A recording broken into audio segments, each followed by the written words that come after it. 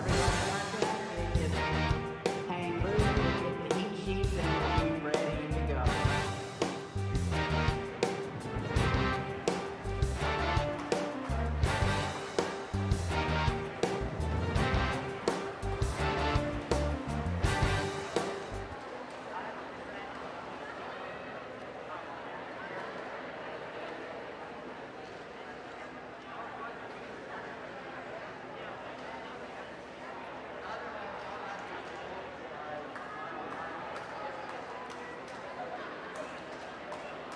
When you go down there, let them know what you're doing. Okay, so they know.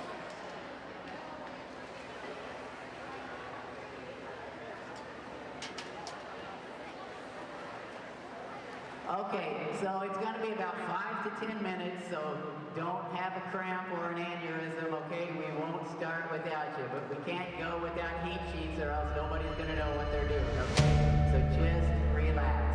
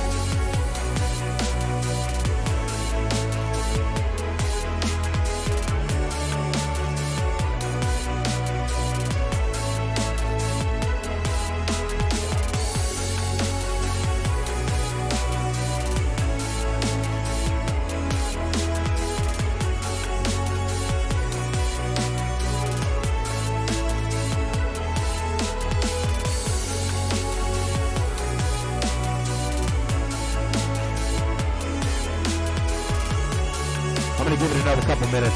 So it looks like we're going to alternate.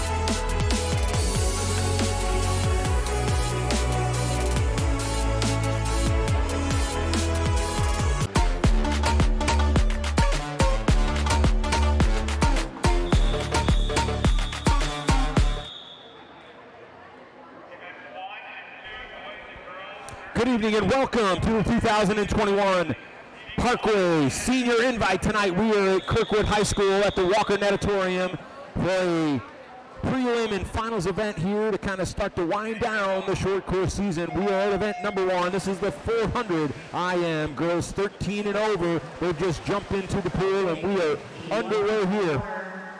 Heat number 1 in the water as we go. Touch of the wall. We'll list those off for you two here in a moment. They're going from fastest to the slowest here in these first 10 heats. It's going to be alternating boys and girls, so you know where to situate yourself as you look at tonight's event. Starting in lane number 1, Meg Heverow. She's from Fast, an 18-year-old. Caroline Foltz from Seahawks, along with Rudy Nussbaum. They're in lanes 2 and 3.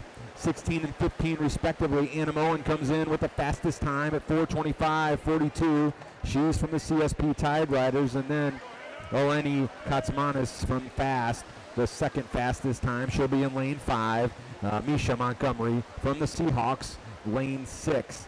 Maddie Pallett from CSP in lane 7, and Brittany Brown from the Seahawks in lane number 8. Seahawks with 4 in these top 8 in the pool right now as they go into the backstroke in this 400 IM. It'll be a 100 yards of each of the 4 strokes. Starting off, you saw just a moment ago with this initial stroke, and they are moving now towards the wall. They'll switch strokes as the first one looks like coming into the wall will be Anna Moen. Her split on that one, 33 on that last 50, just at 1:33.33 as she gets through the first part of the backstroke. They're going to the second 50 now of the backstroke. Of course, it goes fly, back, breast, free, and Moen touches the wall first. About a second and a half ahead of the next competitor. It's Katsmanis.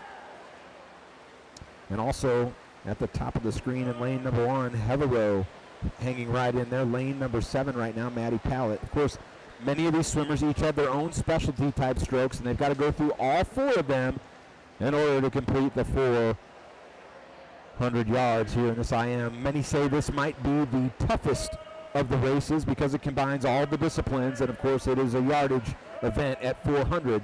Now, the folks swimming later this evening in that 1650, that mile freestyle, would say that's the toughest.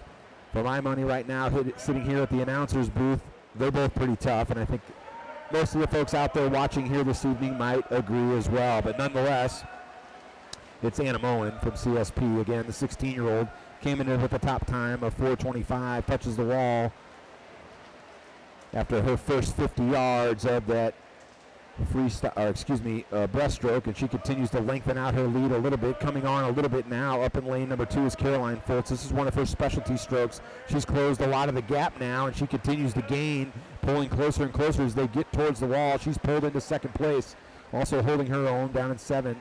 Lane 7 is Pallett. Lane 5 also continuing to swim strong, Katsmanis and Heverow in lane number 1. As we look at rounding it out then, in lane number 6, it'll be Montgomery, followed by Nussbaum in 3, and then Brittany Brown in lane number 8. Again, these are the 8 fastest swimmers in this event, and the first one to touch the wall going into the freestyle will be Anna Moen once again. Pretty tight race right now as Fultz begins to close the gap up in lane number 2 a little bit. Still hanging in there also in lane number 5 is Katsmanis gaining some ground in 7 once again, Pallet. So we've got a nice battle on tap here, and we're going to see who's got anything left in the tank as they touch the wall for this last 50 freestyle. Of course, it'll be the boys jumping in after this one. We'll alternate girl, boy, all the way through for 10 heats as we get through this 400 IM. Moen continuing to lead now, or split after that. Pretty good one, and she'll come off the wall about 2 body lengths ahead of the next competitor. Looks like she'll have enough pool to get closely or quickly into the wall. Coming in second place right now, looks like Katsmanis, followed by Nussbaum in third place, and fourth right now is Heverow, but closing the gap up in lane number 7, or down in lane number 7, is Pallet. So good race all the way around from those competitors as they close things out. 4:30.07 is the fastest time for Anna Moen. She closes that one out here in our first event, so that's how we end things out. We'll get all that sorted for you in just a moment. As we get set for the next event, I'll bring you how they all ended up in just a moment as the ladies exit the pool once again. First place again was Moen. Second place, Caroline Fultz at 4:32.57. Third place, down in lane number 7, Maddie Pallet at 4:34.33. Fourth place, 4:34.89, and lane number 1 was Heverow. Fifth place, lane 6 was Montgomery. Sixth place, lane 3 was Nussbaum. Seventh place in lane number 5 was Katsmanis, and then Brittany Brown rounded things out. Now here come the boys. This is their first heat. These will be the fastest swimmers in this 400 IM, and they are led right now in the middle of the pool by 2 very fast swimmers. Eric G in lane number 4 for CSP, in lane number 5 Cooper Scharf from Fast. Both 4:01 G, 4:01.14, Scharf 4:01.80. These two have done battle for a number of years. Let's go top to bottom of your screen. At the top of your screen, lane number 1 will be Lee Neighbor, a very strong swimmer from CSP. The 16-year-old comes in at 4:11.20. Greg Dieselwood from Rockwood at 18 years old, 4:08.13. Lane number 3 will be Will Bonnet from Parkway. He's a very fast swimmer, just off of that fastest time, 4:02.82. We talked about G and Scharf in 4 and 5. Carter Morosky, a state champion as well from Parkway West High School. He swims for CSP at this club event. The 17-year-old comes at 4:06.01. Josh Schultz from Rockwood, the sophomore from Chaminade High School, 4:08.87. And then J.D. Suarez, he swims right here for these Kirkwood Pioneers on the high school level, of course, with CSP on the club level, 4:13.57 for him. That's how we round things out, 1 through 3. Backstroke now, first one to the wall.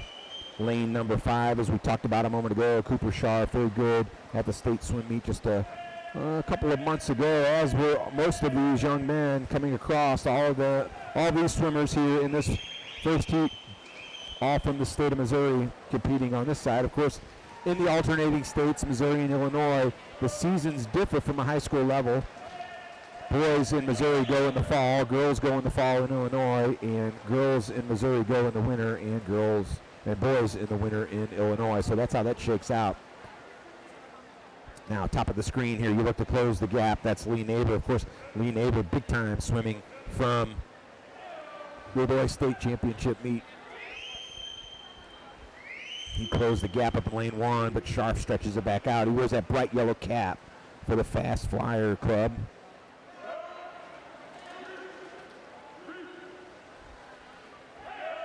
Maintains about a body length lead in this first part of the breaststroke as he'll touch the wall, but also down here in lane number 8, gaining tremendous ground. J.D. Suarez, one of his stronger strokes right now. Good swim for him now as he powers his way through.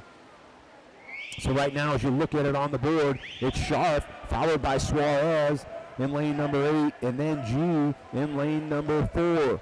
Right behind G, lane number 3, Will Bonnet, Driesward, and Neighbor following up. And then here back down at the bottom of your screen, it's Josh Schultz, followed by Carter Morosky in lane number 6. Still with that freestyle to go. They're going to touch the wall once again. There's Scharf off the wall. Let's see what he's got left in the tank. Swirls slow just a little bit in that one, but now they go into the freestyle, and this is where it's all just pure guts and speed on this one. But now we've got a battle coming right down to it. Sharf and G, they're battling. They'll flip off the wall. Sharf just a little bit of ahead, but G has closed the gap tremendously. We've got a race going right now, folks. Not even a half a body length now, and it looks like G's going to take the lead. Of course, he came in with the fastest time at 4:01.14. Right off of him, 4:01.80 was Sharf. Now they're down to their last 50 yards. Top of the screen also going strong in lane number 1 is Neighbor, and 3 is Bonnet, but right now it's G and Sharf battling all the way. G first one off the wall. It's a good breakout for him. He's got about a half a body length. Can he hold it off, or can Sharp catch him all the way down to the wall? Here we go. He's closing the gap slightly, but it looks like it's going to be Gee. It's going to get back 1 stroke, 2 strokes to the wall, and it's Gee. He'll get him right at the end. 4:02, 27, 4:03, 32 on that one, and that's how we round that one out, folks. What a match and what a finish that time. He comes from behind. Does Eric G to get the win in that one. He came in with the fastest time. He maintains his number 1 seed in that one. 3rd place in that one. Coming up at the top of the pool was Lee Neighbor. Lee came in at 4:11.20. He dropped over 7 seconds. 4:04.65 for that young man. 4th place in lane number 3. Nice swim for Will Bonnet. In at 4:05.79. We'll round out the rest of these here in just a moment as we get set for that next heat. This is heat number 3. Some power swimmers in this one as well. Started in lane number 1 by the Marquette Mustang. She swims for fast. It's Carson Cosman, lane number 2. Lane number 2 for the fast program as well is Heat 5, Trobby. bullpen staging area. She comes into this one. 4:39.98. Elena Hennig, she's in lane number 3 for Parkway. Just a 15-year-old.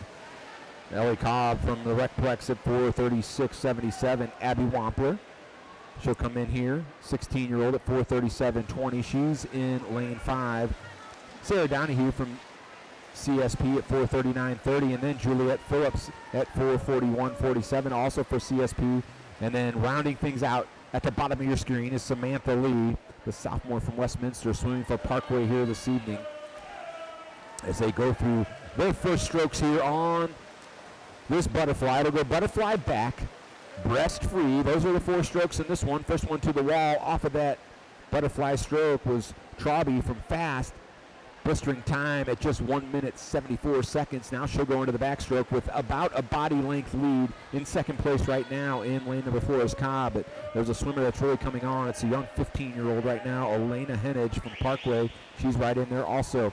Lane number 5 is Wampler there, and lane number 6, Donahue. Of course, a lot of these swimmers have their own specialty strokes, and you'll see them jockey back and forth as they make their play and position themselves for that freestyle to finish up all the way at the end. Off the wall now, the first one in this time on that turn was Troby once again. 1:36 was her split that time. Swimmers continue to even out, but right now, first one to the wall, lane number 6 right now, it's Donahue, so she stretches some things out. Nice backstroke from her. 2nd place right now is Troby. She was in 1st place after the first stroke, and she's right in there at 2nd place. Also closing that gap is Abby Wampler. Wampler came in at 4:37.20. That was right behind the fastest time of Cobb from Recplex at 4:36.77. Now they're into the breaststroke. This can be a game changer for many of the swimmers. Some of the more power swimmers in the first 2 strokes with the butterfly in the backstroke, maybe not as adept at this one, so we'll see how it pans out. They go through their first 25 and maintaining a nice lead. There's Abby Wampler, but again, she came in with one of the 2 fastest times, and she stretches her lead out a little bit with about a half a body length. Coming on strong, though, is Trobby up in lane number 2, followed by Hennig, who's closing the gap, and this is a specialty stroke for her, this breaststroke now. She's got it within a body length, and she'll touch the wall. First one was Wampler, followed by Hennig. Closing the gap all the time now. Also, Trobby holding her own up in lane number 3. 4th place right now, lane number 4 is Cobb. Lane number 5 right behind her, or 6, excuse me, is Donahue, followed by Phillips up in lane number 1, Kosman, and then Samantha Lee in lane number 8. But right now, we've got a battle now as the breaststroke is going to come all the way down. 2 front runners, it looks like, thus far. It's Abby Wampler. She'll be in lane number 5, and she will touch the wall first going into that freestyle. Second place, Henage, and she'll go the other way now. Good breakout from both of those young ladies. Just about maybe a quarter of the body length separates those two. It's going to be who's got the most left in the tank. And, of course, there are some freestyle sprinting specialists still left in this race as well. Strong third place right now in lane number 4 for Cobb, and also in lane number 2 for Trabi. But right now, Wampler, she stretches her lead out almost a body length, not quite. She'll touch the wall for one last lap. She'll be the first one in. And she'll flip around and go the other way. Henage is the next 4 minutes. Almost flat. 4.0001 for her. She stretched her lead out now to a full body length now. Her prelim time coming into this one was 4:37.20. Right now, she's right on pace to break that one. Henage right behind her came in at 4:38.56. Both of these young ladies in great shape to best their previous high times. Let's see what they can do as they come to the wall. And it will be Abby Wampler once again, 4:31.96 for that young lady. Almost a 6-second drop. Elena right behind her at 4:34.74. So good drops for those young ladies. They're exiting the pool, and as they do, we're going to get ready for that next one here in just a moment. We'll come back and give you that final round out here in just a moment as we get set now for heat number 4 of the young men. This is the boys, 400 IM, and we'll start from the top of the screen to the bottom of the screen. In lane number 1, it's Benjamin Bell from Parkway. He's an 18-year-old, comes in at 4:22.33, excuse me. Jackson Dirks from the Seahawks, 18-year-old at 4:19.54. Kelvin Crone Willis, he's from Heat. He's their swimmer tonight. Only one swimming in any of the events for Heat here this evening. Ned Mamedi from CSP comes in with the fastest time in this heat at 4:17.10, followed by Joe Tilton from Recplex at 4:17.54. Will Welch from CSP, 4:18.19. Matthew Judkins, the 15-year-old from Parkway, 4:20.13, and then Franklin Liu from CSP, the 17-year-old at 4:23.76. Butterfly, the first stroke coming out of this one. Judkins is going to be the first one to the wall. This is his specialty stroke. And down here in lane number 7 as he powers his way through. Good breakout, good stretch out from him. Right there with him in lane number 1, Benjamin Bell. Of course, again, the first 2 strokes in this one, they are more the power strokes. It is your butterfly and then your backstroke. Judkins to the wall in a very quick 24.74, and so he'll turn and go the other way, continuing to lead by maybe about a quarter of a body length again against Bell in the top of the screen. A couple of swimmers right in behind them, right, including lane number 3, Crone Willis from Heat. Judkins not quite as underwater for as long as he was on that first time around, but he's got a slight little lead over Bell. They're going to flip, and they will go into the backstroke from here. He'll be the first one to touch there in lane number 7. Go right along that lane line with Judkins, so that'll hamper him a little bit. Coming on strong now in this backstroke is Crone Willis. Maybe a specialty stroke from him. These 2 strokes tend to go hand in hand as the swimmers come to the wall. Judkins first one again. As he continues to lead, he'll go back the other way, maybe with a little bit of a longer lead than he had earlier, but this thing's starting to tighten up, including down here in lane number 8, Franklin Liu gaining some ground. Also in the middle of the pool, in lane number 4, we got Mamedi. As Judkins touches first, he's off the wall. Very quick for him, flipping and going the other way in 1:28.03. He's right on that lane line, though, and that may hamper him now as he comes to the wall.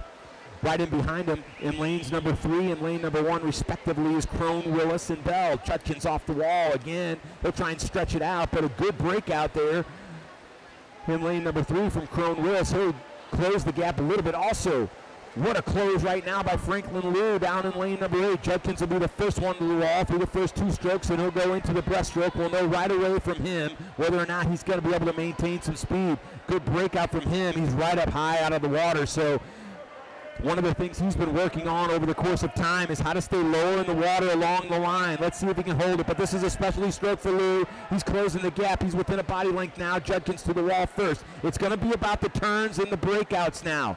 Long one underwater for him, but a good one for Lou. He catches him. He's on his heels now. Right there in the middle of the pool, though, lane number 4, it's Mehmeti, and this is a specialty stroke for him. Also Tilton gaining some ground. But look at Lou down here in lane number 8 as he closes on Judkins. Judkins first one to the wall. Good split for him. That's a 38-second 50.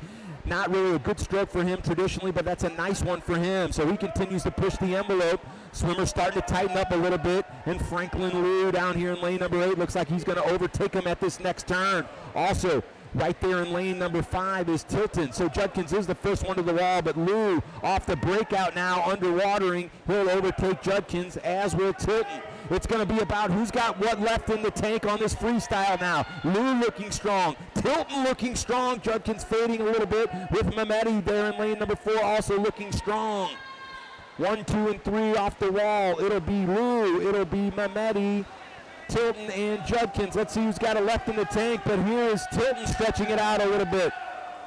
This is a sprint now all the way to the end. We got a 100-yard sprint, and right now it's between Lou and Tilton in lane number 5. Mehmeti on their heels. Judkins still in it, but fading a little bit. He's trying to get back in it.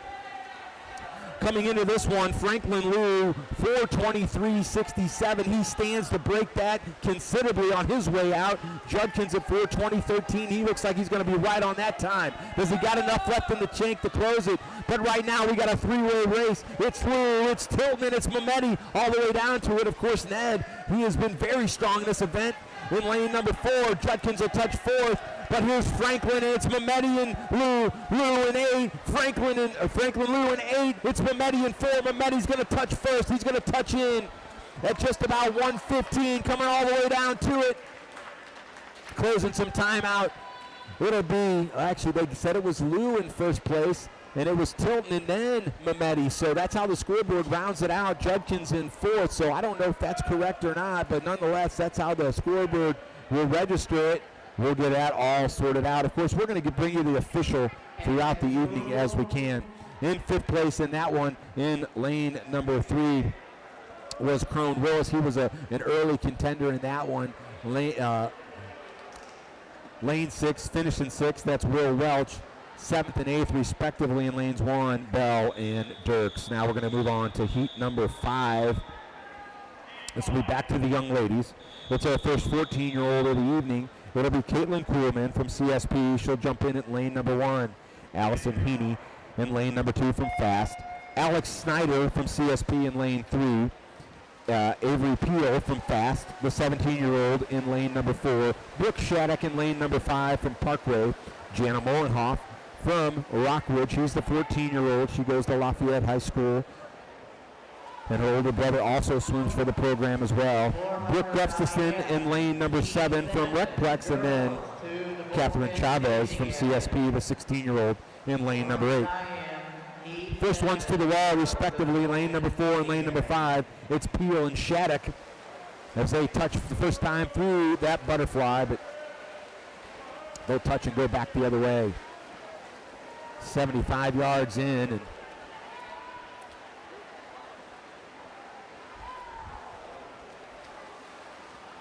Peel so far with an early half body length lead.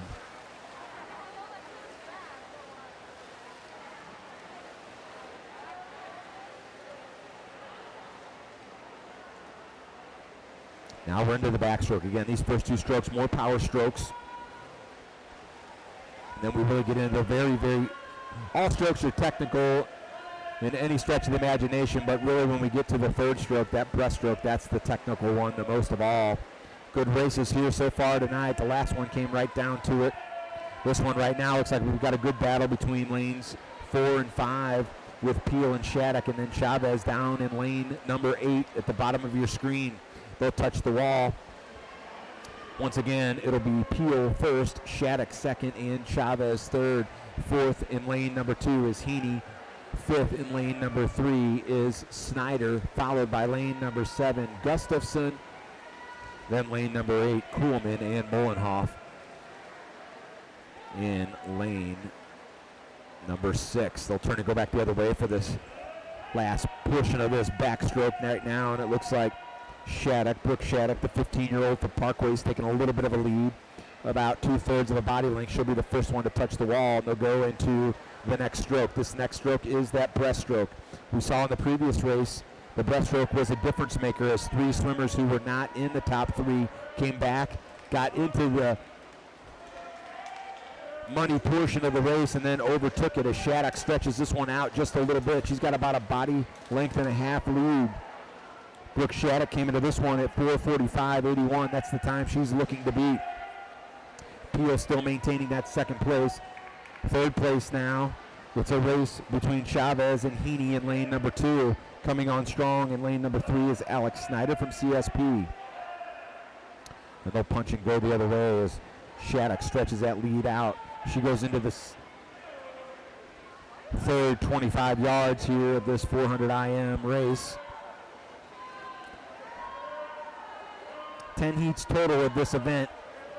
5 for the girls, 5 for the boys. As we are entering now the last stretch here of this breaststroke once again. Well, I hope you've enjoyed it so far here. We're very early on in this Parkway Invitational here. This meet will kind of round out the short course season for a lot of these youngsters as they prepare for sectionals. Some of the young ladies on the Missouri side of the river working for and towards their state meet in just a couple of weeks. So they're prepping. This is a good race for them. The sectionals follow that, and then maybe 1 or 2 more races after that. Still up in the air as to whether or not the sectional meet will be a short course or a long course. Could be long course very well, but nonetheless, this is what these youngsters work towards all year long. Into the freestyle now is Shattuck with a considerable lead here in this heat. She'll touch the wall for this last 50. Nice split that time of 32.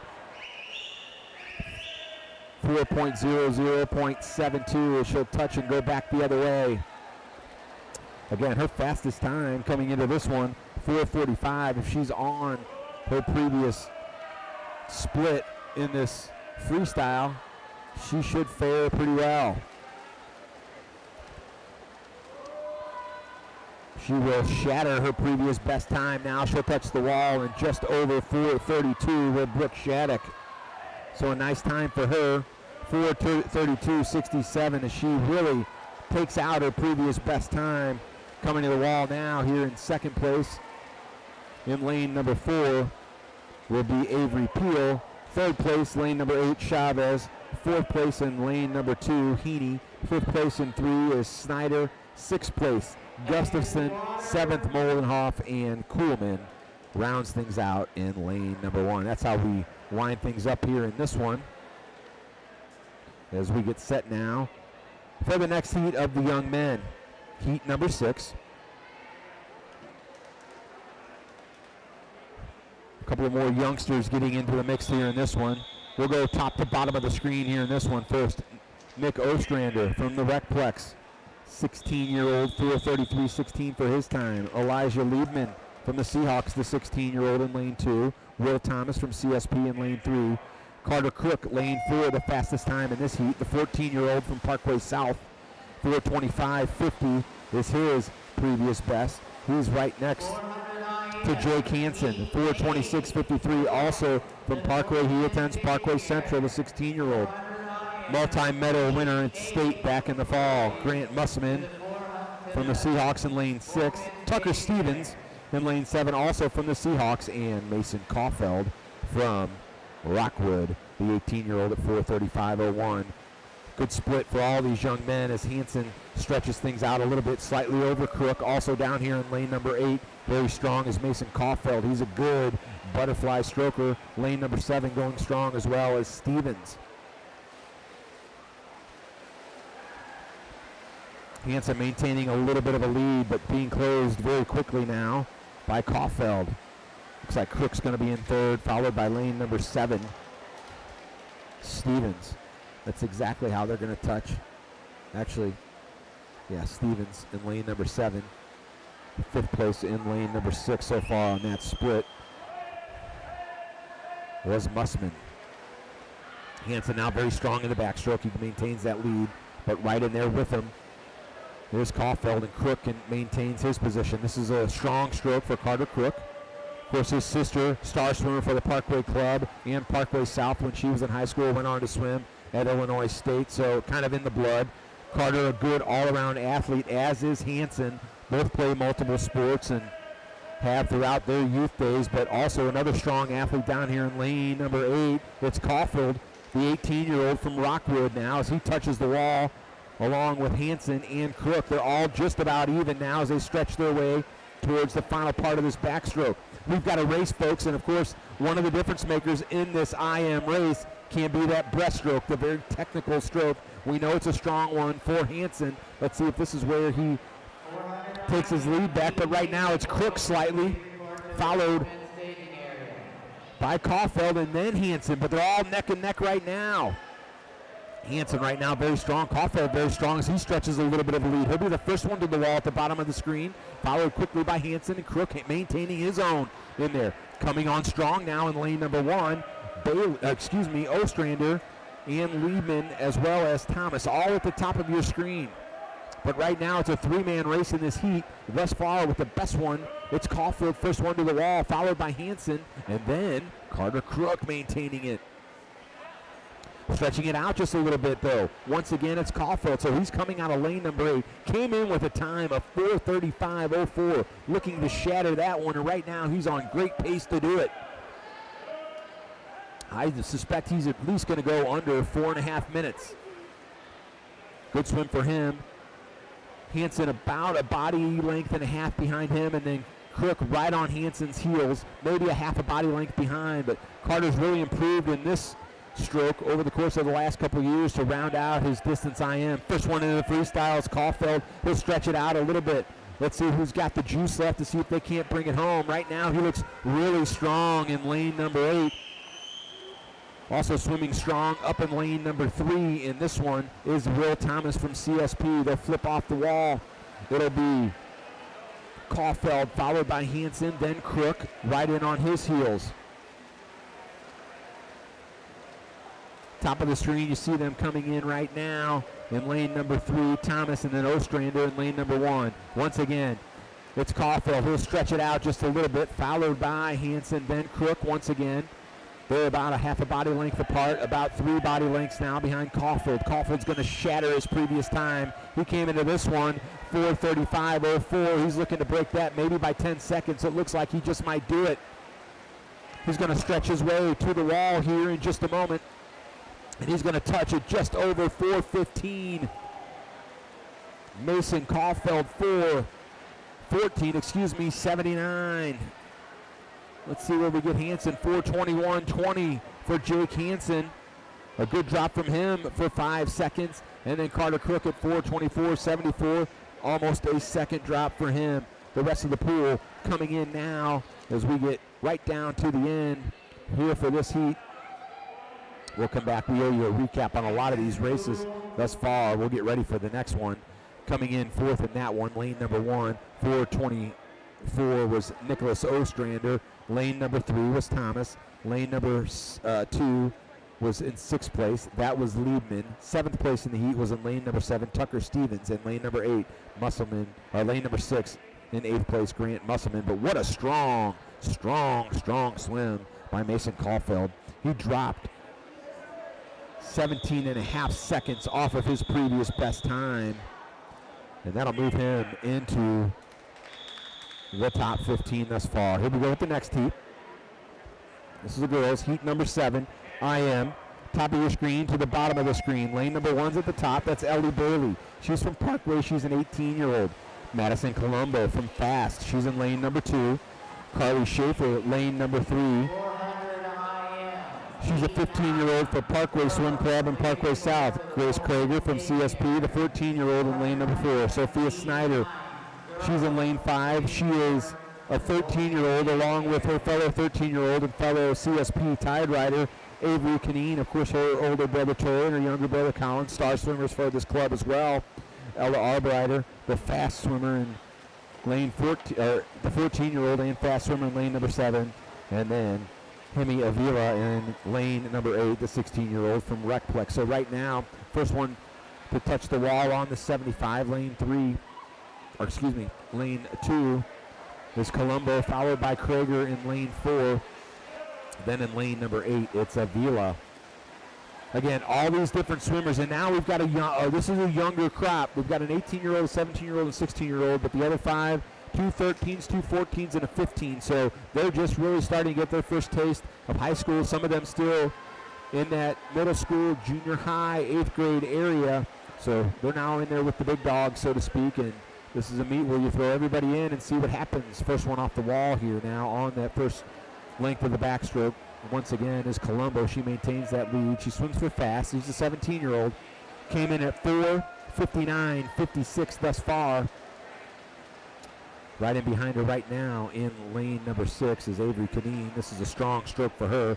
She'll touch the wall second. Third touching the wall will be Krager. Fourth in lane number 8 is Avila, and then Schaefer in lane number 3. Starting to tighten up here just a little bit as the different swimmers get their different specialty strokes moving strong.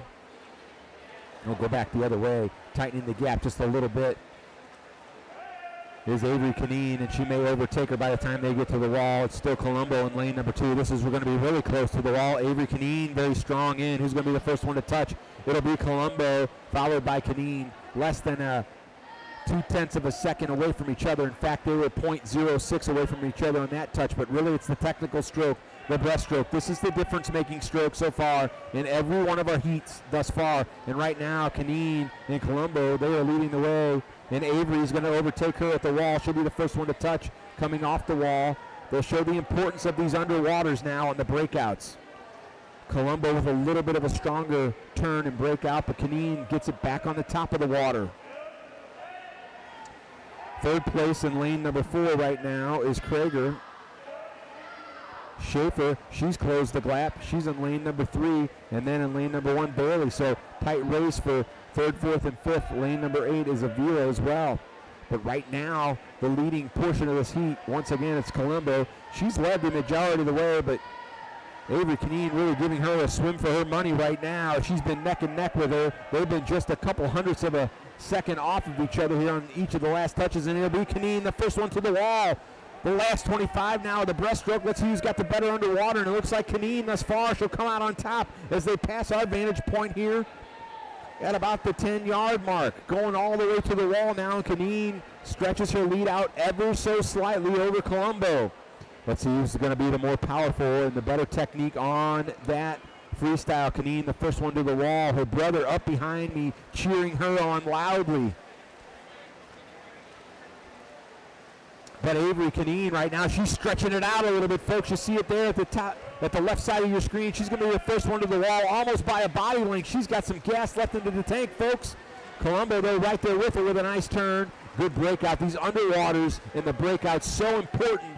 Those flip turns in this short course meet. Really, they make probably half of what everything goes into this.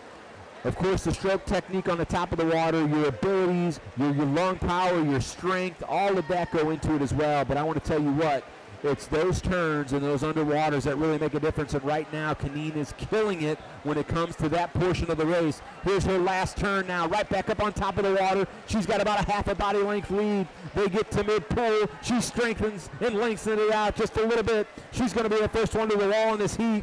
Young Avery came into this heat at 4:59.20, and she's going to shatter that by more than a tenth of a second. 4:49.36 for that young lady. So way to go for her. Almost a tenth of a second drop Exit the pool. as she gets the first place in the heat, and of course followed right after that by Colombo in lane number 2, then making up third place, Carly Schaefer. She came in at 4:59. She gets a 4:54. We'll get you the rest of these again. We owe you those, and we'll do the best we can to come back with all of those as we get heat set for heat number 8 right now. We'll list these down for you once again, top of your screen to your bottom of your screen. Braden Shear, the 15-year-old for Parkway, he'll be in lane number 1, followed by Jack Favazza in lane number 2. Riley Huelsman, also from Parkway, in lane number 3. Wyatt Martin from Fast, he's a 16-year-old, he'll be in lane 4. Fastest time in this heat at 4:35.80. Colin Schaefer, the young 13-year-old powerhouse, he'll be in lane number 5. Comes into this one with the second fastest time at 4:35.82. Gavin Thomas from CSP in lane 6. Colin Shank, he's the 15-year-old from Parkway, goes to Webster Groves High School. He's in lane number 7. And then Evan Liberto, the star from CBC High School, he'll round out this heat in lane number 6. Right now we are in that butterfly stroke right now. Riley Huelsman being very strong. He'll be the first one to the wall at the 75. Riley has really come on in this butterfly stroke over the course of the last year and a half as he rounds that out. Really a breaststroker by trade. He'll go into the backstroke first place, followed closely behind by Jack Favazza. Both of these two young men very good all-around swimmers, as is Shear at the top of your screen. In lane number 5, though, the young 13-year-old Colin Schaefer starts to close the gap. This is a specialty stroke for him. He's a very strong backstroker. You see that right now playing out as they touch the wall. First it'll be Huelsman, then it'll be Schaefer. They're neck and neck right now as they'll go back the other way. Right in there with him, though, lane number 3 again is Favazza, and then down in lane number 8 it is Liberto. So the Parkway swimmers right now, 1 through 5 up in lane number 1, it is Braden Shear. But it's Colin Schaefer now stretching it out just a little bit by about a body length. You can expect Huelsman will close that gap a little bit with the breaststroke, as will Jack Favazza. Both of those are breaststroke specialists. Good turn, great breakout from Colin Schaefer once again. Of course, he is not only an excellent swimmer at just 13 years old, also a star lineman in the Parkway youth football program. So he's using all that strength here now as he goes to the turn off the backstroke, and now he'll go in to the breaststroke. The stroke that is still developing for this young man, so we'll see if he can maintain that lead. Again, we will expect Favazza and Huelsman definitely to gain some ground on this one. We also see Liberto very strong down in lane number 8 as he holds 3rd place, but Braden Shear in lane number 1 holding strong. Also, lane number 7 right now is Callum Shank, a specialty stroke for him. We know he will close some ground. He and Huelsman will touch the wall at about the same time, followed by Gavin Thomas, and then in lane number 4, Wyatt Martin from Fast. But right now, maintaining that lead, Colin Schaefer once again. Favazza closing the gap just a little bit.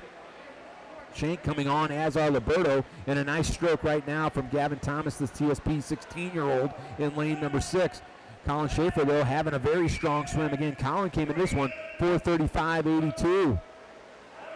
He maintains about a body length lead right now on Favazza.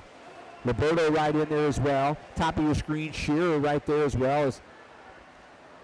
It's really a two-man race right now as we go the other way back towards the wall. Then we'll touch for the freestyle. Both of these young men very good at the freestyle. It'll be Colin Schaefer, the first one to touch.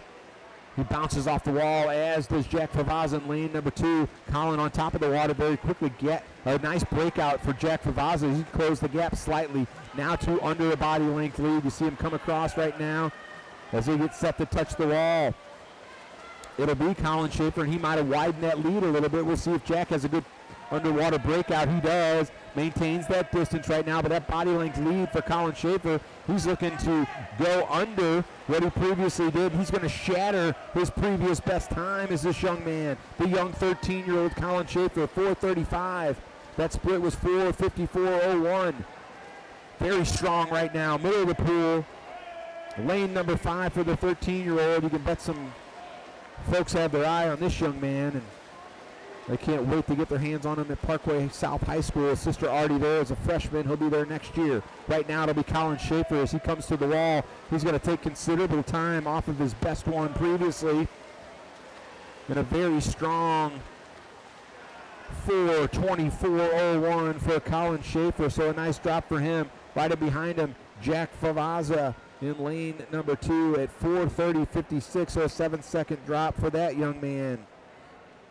Great swim all the way around. 3rd place in that one in lane number 6 was Thomas, followed by lane number 4, Martin. And we'll Again, we're trying to bring you all these recaps. We'll have a little bit of break before we get into the 1600 to make sure we get all those rounded out. Now we're going to go into heat number 9. We're back to the females. Top of the screen, there will be 5 competitors in this one. It'll start in lane number 2 with Kasenna Mamreth. She now swims for fast. She's a 16-year-old. 6:36.67. Maddie Williams from CSP, the 13-year-old in lane 3. Shelby Bouchon in lane number 4 from CSP. Reagan Fries in lane number 5. She's a 14-year-old for Parkway. And Jacqueline Hugh for CSP here in lane number 6. Quickly, and first one off the wall there in lane number 4 in a very fast time is Shelby Bouchon. She front runs in this one again. It'll be Mamroth. This is a specialty stroke for her. She's very strong in the butterfly, and you can see it right now with her and Bouchon leading the way. Hugh right in there in third, followed by Williams in lane 3, and then Fries in lane 5. This will jockey back and forth the different strokes. Again, a couple of power strokes early on in this one. You'll have the butterfly stroke, then the backstroke. Then in the finesse technique stroke. In order to get very good speed in that one, in the breaststroke, you got to have that proper technique all the way through. Freestyle, heat 1, report to the bullpen staging area. First one to the wall now as they touch and go back the other way. Once again, maintaining that lead is Shelby Bouchon from CSP, followed in behind her by Mamreth. Lane 6 is Hugh. Lane 3 is Williams, and then Fries in lane 5. Now we go into the backstroke now. This could alter a little bit, but right now, maintaining that lead and stretching it out just a little bit is Bouchon. Coming up in lane number 5, though, very strong. In lane number 6, very strong is Hugh. Mamreth in third. Fourth place in lane 3 is Williams, followed by Reagan Fries from Parkway, the 14-year-old.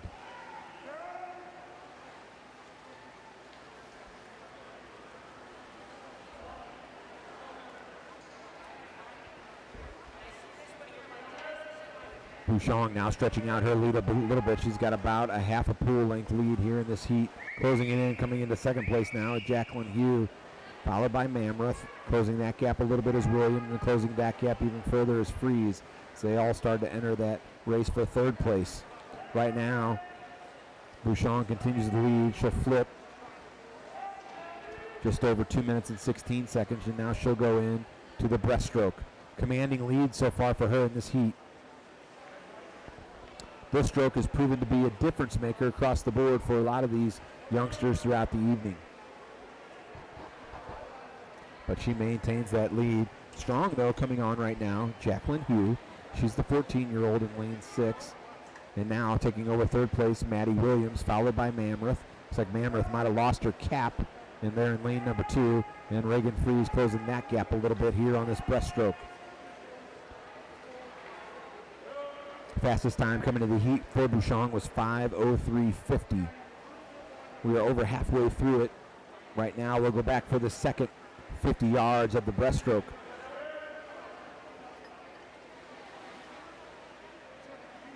Bouchon now with about 2/3 of a length of the pool lead over the next best one, maybe a half.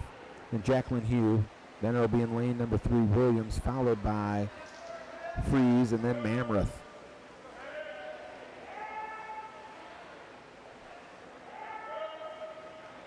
We're going to break into the freestyle here in a moment. Bouchon again trying to go under 5:03. She's got a great opportunity to do it. First she'll do another stroke here. Actually, now she's going to go into that freestyle. Here it goes. She hit that one about 3:40, so she's got a great opportunity to really go low compared to her previous best time. Hugh off the wall now the other way. Ian Williams, Fries coming in as well on her last length of the breaststroke, followed by Mamreth in lane number 2. Bouchon, though, well out ahead of everyone now. Again, about a 2/3 of the length of the pool lead over the next competitor here in this heat. She'll go into her last 100 yards. Followed by Hugh, then Williams, then Fries. Mamreth rounds things out.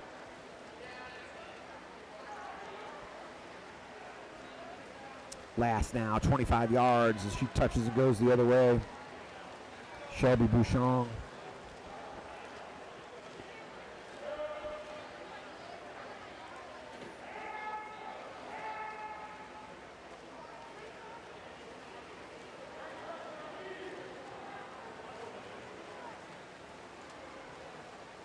She'll touch the first one. Time did not register properly, but she will win the heat. Not sure if she had a soft touch. Second place in that one is Hugh. Followed then in lane number 3 by Williams. It'll be Freeze in 4th place, so we won't have an official time, but we do know that Bouchon came in first in that heat. And she dropped significant time on hers. All these young ladies dropping time as they come into the wall. So congratulations to them. Freeze a little off her time at 5:14. Exit the pool. And they will exit the pool now with Mammoth coming in, and she dropped significant time as well. Half a second from her better, almost a full second, excuse me, from her best time previously. And that's without a swim cap. Nice effort by her. We're going to go into the last heat now, the 400 IM. Again, this is alternating. It'll be a boys' heat. Heat number 10. We'll have 8 competitors in this one. Top of your screen to the bottom of your screen. First it'll be CSP. It'll be Jax Bespalco, the 14-year-old. Shirali Abdicator. He will be in lane number 2 from Fast. He's a 15-year-old. Cabot Morosky, the 13-year-old, in lane 3. Graham Zucker, CSP, in lane 4. Grayson Miller in lane 5. He's the 14-year-old for Parkway. Will Cottle, also for Parkway, the 15-year-old. Jeffrey G. from Rockwood in lane 7.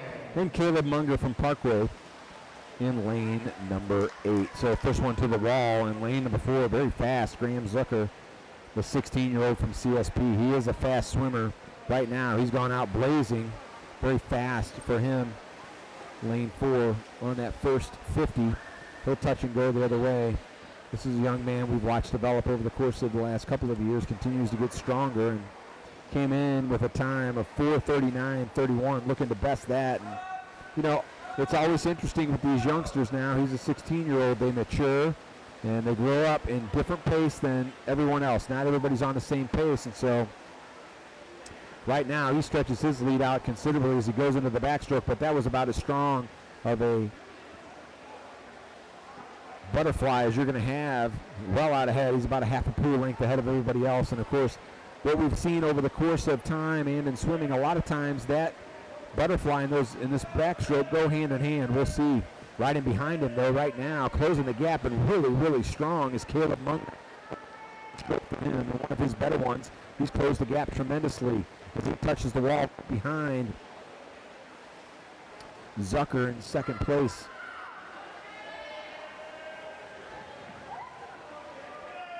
Third place in lane number 7 is G. Morosky. And Abda Cater coming up right behind him. Your event will be immediately following this 400 IM. First to the wall now as we break and go into the breaststroke. First one is going to be Graham Zucker, followed by Caleb Munger. Let's see who's got the better technique here in this breaststroke. You want to stay low across the water, almost, he's like to say, like an eel, not like a shark fin coming out of the water. But right now it's Zucker. He maintains that lead. Munger trying to close it a little bit, the 18-year-old from Parkway. Lane number 7 strong right now is Jeffrey Dew. Lane number 2, Abdicator, and then Morosky. They're in 2 and 3 respectively. Rounded out lane number 5, Mueller, Cottle in 6, and Bespalco in lane 1. Right now, it's 2 front runners in this breaststroke, but a strong swim so far from Graham Zucker. Looking to go under 4:39.31. He maintains this pace. He's going to go well under that, maybe trying to get into that top 16. He'll touch and come off the wall. Back for his last length of the breaststroke, as is Caleb Munger down here at the bottom of your screen. Good touch and turn by him. They're just about even, not quite, but Munger has closed that gap a little bit. We'll see who's got more gas in the tank as they're going to touch and go into the other way. Zucker once again, first one. Top of the water first. Munger right behind him. He's about a body length behind. His coach is at the bottom of your screen imploring him on, saying, come on, let's close that gap. Keeping his time, keeping his pace. You see them in the light blue shirts. Of course, that's John David Williford and Tom Bick down there. Right now, it's Zucker, though, very strong. He touches and goes the other way. Also, top of your screen now, very strong. Balco just starting the freestyle, so it looks a little off now. So we're going to have a couple swimmers get passed up here. Graham Zucker, though, right now, he's lengthening out his lead over Caleb Munger. He's going to finish first in this heat. He's going to be very strong. Graham coming to this one, 4:39.31, as we talked about. He's going to break that time. Let's see what it's going to be. 4:18.81. I think that will get him into the top 15 or top 16. So nice swim for him. Munger, he drops over 20 seconds. 4:20.71. He came in at a 4:44.11. So good strong swim from Caleb Munger as well, as we round out now this last heat of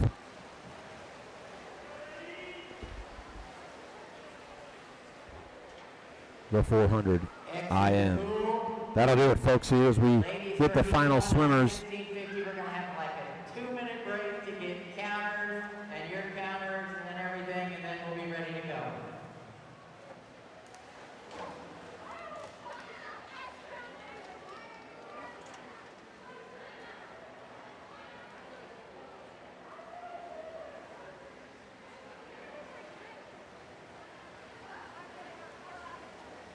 We're going to have a brief break here real quick as they get things set for the next event. That next event will be the mile race, the 1650, and we will get those heat sheets for you once again. There will be 5 heats of this. It'll be 2 girls heats, heats 1 and 3, and 3 boys heats. Heat 2, 4, and 5. So they're going to give them a quick little break. Well, we hope you've enjoyed it thus far, folks.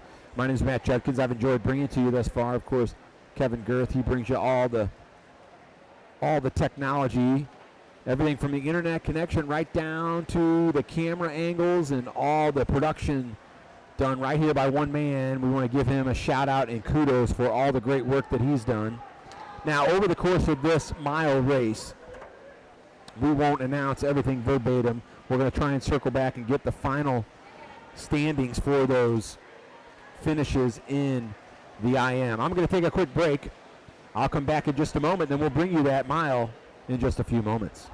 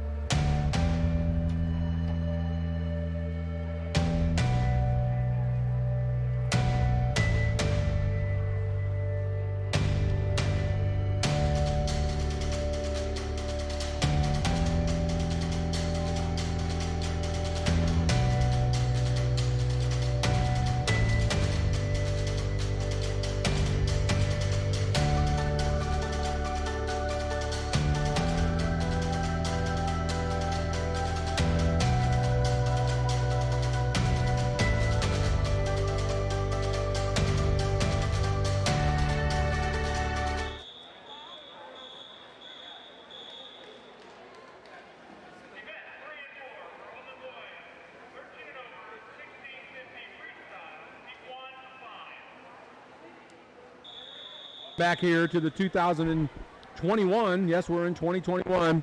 Parkway short course invite here. It's the senior meet, and we are now in the 1650. This is the mile. We've got 5 heats of this, alternating girls and boys. be the fastest girls as they jump into the pool. And we'll give it to you from the top of the screen to the bottom. First in lane number 1, Lexi Cook. She's a 13-year-old from Rockwood. Followed by Erin Morey, the 16-year-old from Parkway. Chloe Breedy, very strong swimmer from Seahawks. She'll be in lane number 3. She's a 17-year-old. Brooke Punewert, she's a state champion in the state of Missouri last year in the 200 IM from Narings Hall. She also swims club now here for CSP. The 16-year-old will be in lane number 4. She comes in with the fastest time at 17:30.60. Makoa Montgomery from Seahawks in lane number 5, the 17-year-old. Evie Cobb, this lane number 6, 15-year-old from Recplex. Lucy Price, very strong swimmer, especially in the 500, but she's also very good in this one. She'll be in lane number 7. And she swims for Parkway. The 16-year-old also swims for Parkway South. We want to give a shout out to her mother. She is actually the meet director for this one and helped put all the event details together. So without her, we want to give a nice shout out to her mother, Ruth, for everything she's done. And then finally, rounding things out in lane number 8 for Rockwood is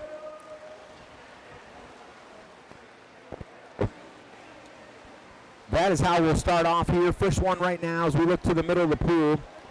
As you might expect, it's Punywert. She leads in lane number 4. She's from CSP, followed by Montgomery. She is a very strong swimmer in lane number 5. Nice article.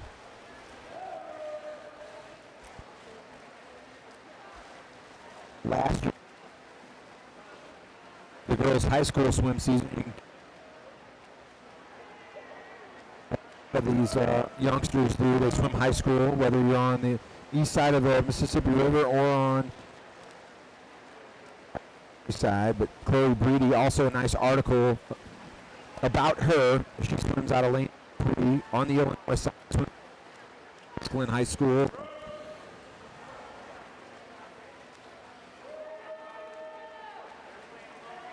Her getting back into the pool. She's a multi-time Illinois state qualifier, and about her coaches, coach for the Seahawks, Kirsty Stuke. Of course, her sons will be swimming here this weekend as well, but to put together a pool and some of the property that they own, a makeshift pool so their swimmers could get back in the water. Of course, a lot of the clubs, a lot of the pools were closed throughout spring and the summer, and a number of these youngsters not without kind of those makeshift facilities or very cold backyard pools for a very long time. So nice little piece. You want to look that one up on STL today as well in the high school swimming, girls swimming section.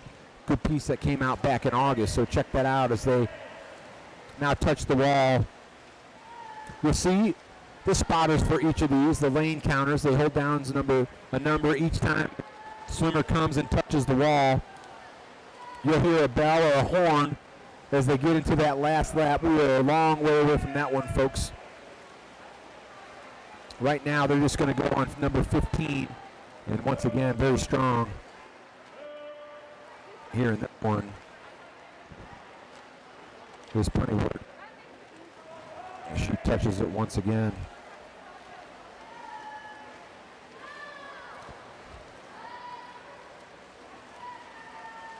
A lot of these young ladies, top swimmers in the area right now.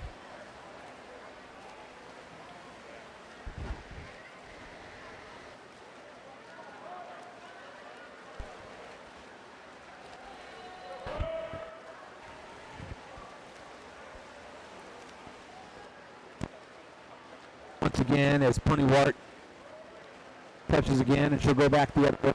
Her younger sister will swim also throughout the course of the weekend. We'll see her, another 13-year-old. But so far, some of the 13-year-olds here in this one have jumped up and really surprised us a little bit.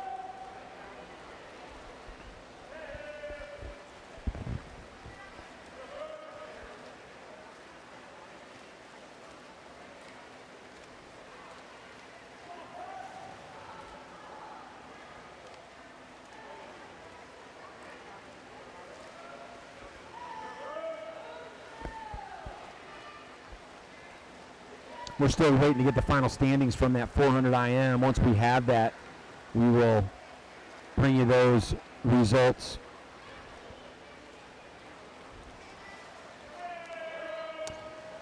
Now, for all those of you out there watching, one of the things we're going to do during the course of the day tomorrow is we will take some text messages. We want to find out about your swimmers a little bit. We want to know who they are, what they do besides swim, where they go to school, some of their likes and dislikes, some of their family history, stuff we can bring you on the air, always good stuff if you're willing to do it. You can text me right here. Let me give you the number, 314-369-3289. Even if you got a swimmer still yet to go tonight and you want to text me, it's 314-369-3289. Let me know who you are and the swimmer you're referring to, and then an anecdote or two about that youngster. Maybe they were zones champ at one point in their career. Maybe they also play basketball or box on the side. Maybe they do MMA. 1650. We'd like to know all that. And I think a lot of people out there watching would like to know that. Grandmas and grandpas, aunts and uncles, they want to know about their youngsters as well as the competitors. One of the things we find about the swimming world is not only are these youngsters very competitive against each other, a lot of them maintain vast friendships across the different clubs. They sometimes swim for different clubs but swim on the same high school team, or vice versa. They swim on the same club but different rival high schools.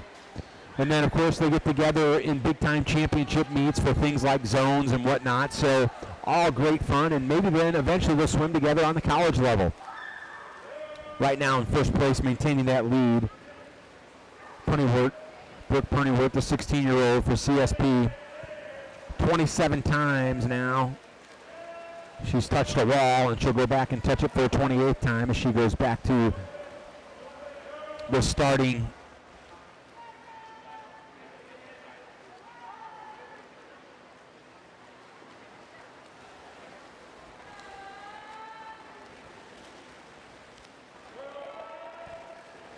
right in behind her in second place. Maybe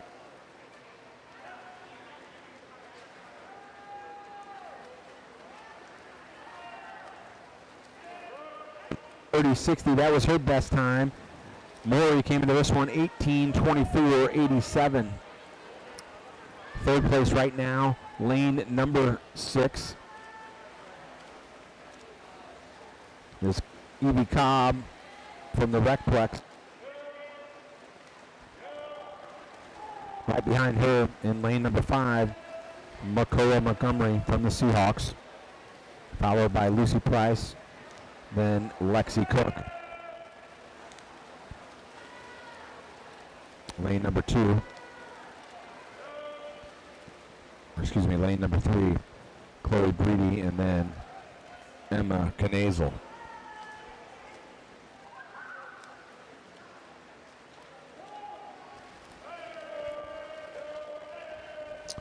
And I might have made a mistake earlier. It looks like I got my places out of whack earlier. So my apologies to Breedy. She is actually in second place. Erin Morey is in 8th place. So I got those mixed up earlier. So Breedy, again, 17-year-old for Seahawks. She's in second place again. As I missed eyes off the pool. So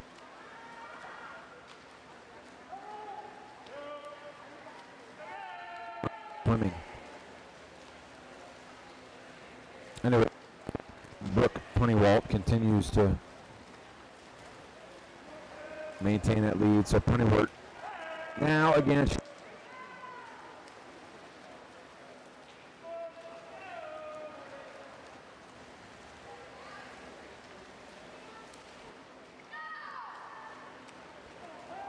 So much energy used when you're at the top of the pool. You watch right now, that's where technique comes into play, but also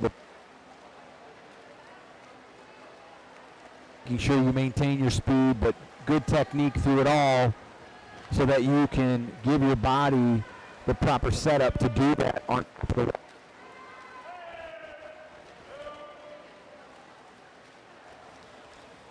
next heat will be heat 2 boys, heat 3 boys.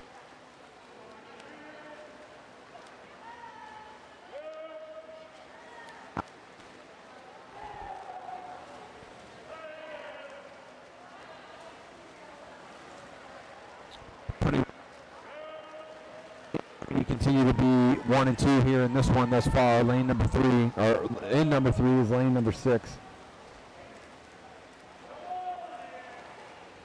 Heavy Cobb.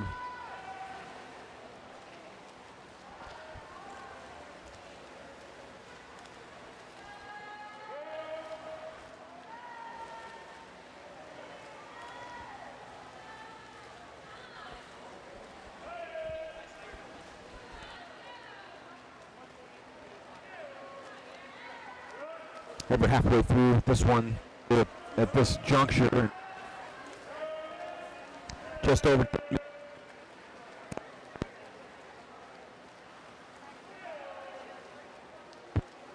Make me tired just watching, and this is one of those. I wonder how long I could last, in 10 continuous minutes. Now over 11 continuous minutes in the pool.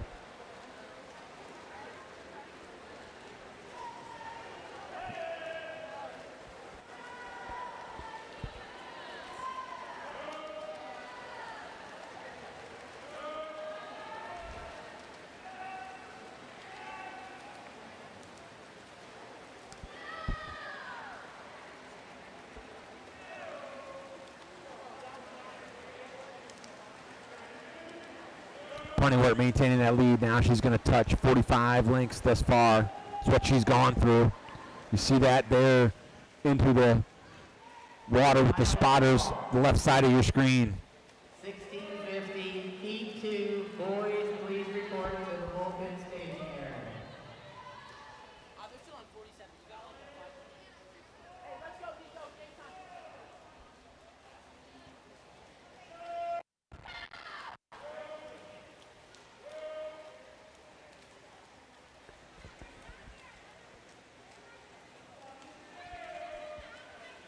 Again, folks, if you want to text me, one of these final 4 heats, we'll go ahead and announce that, bring you those anecdotes, but also do it tomorrow. We're going to be on the air all day with you tomorrow for all the prelims and the finals tomorrow night. Of course, for those young men that competed in Missouri State boys, they went with just 1 heat all the way around. It was a final heat.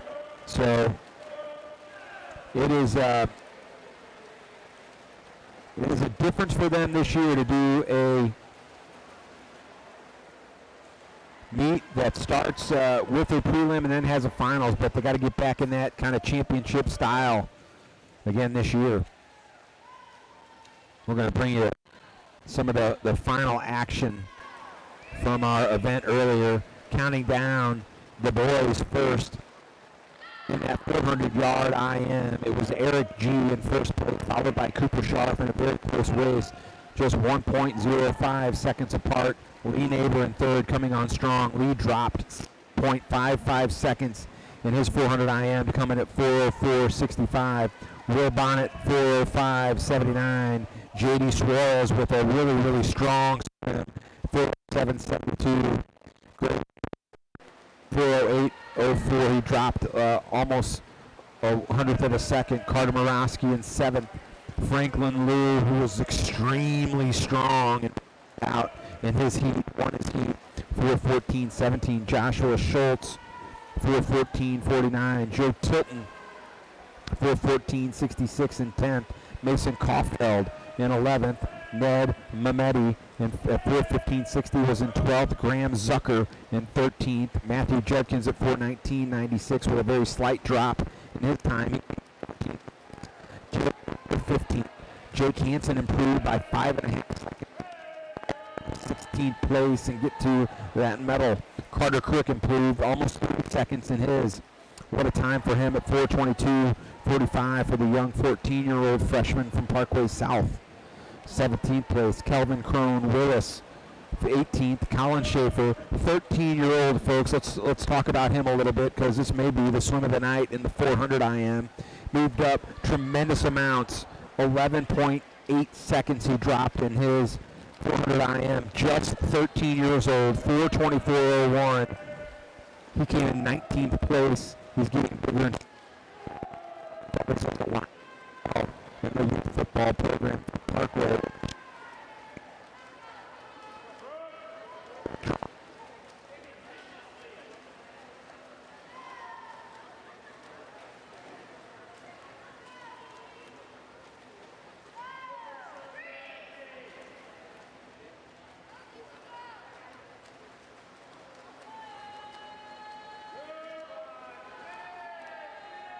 Ed is also an official here, so we want to thank him for all the time and effort he puts in to the officials that is at the meet here this weekend. Benjamin Bell, third place from Parkway. Gavin Thomas with a nice drop. It's in 25th place.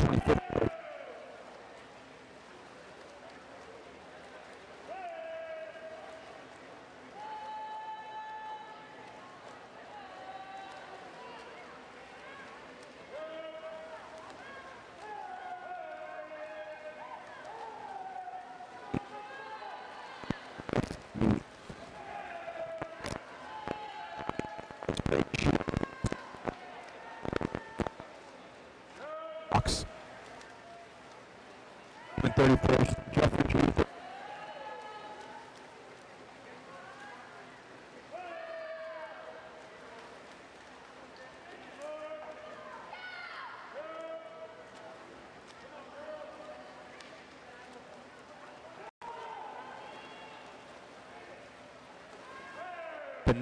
As Punywort continues to lead. Good lead for her. We're going to round this out now. It was Cabot Morosky 34th, Grant Mussman 35th, Abdul Kader 36th, Muir 37th, and Will Cottle in 38th. We'll get the girls' finals during that boys' race now, as we are now going into the last one. Brady in second place, very strong as well. Both of these young ladies looking to go under their best time. Punywort very strong. 17:30. She's going to be just about on her time as she comes to the wall. Good strong swim for her here this evening.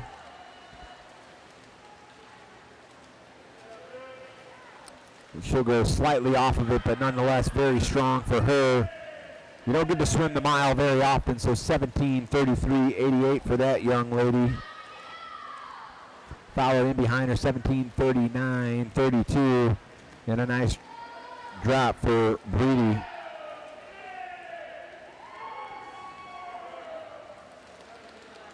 Third place in lane 6 was Cobb, as they all start to wind things down right now. A couple of swimmers still in the water. The scoreboard's got a little out of whack here nonetheless. We'll see who's going to get that fourth place. Fourth place, lane number 5, will be Montgomery. Now we got a race for fifth place. Looks like right now is Lucy Price. Price trying to come in under 18:26. Not quite going to do it, but she's going to take that fifth place spot. Followed there in lane number 1 in sixth place by Lexi Cook. Coming down now, Emma Knazel from Rockwood. She'll finish in seventh place, and then rounding it out, Aaron Morey in lane number 2 from Parkway. So that's how we'll wind up this first heat. Now we get set for the first one of the boys.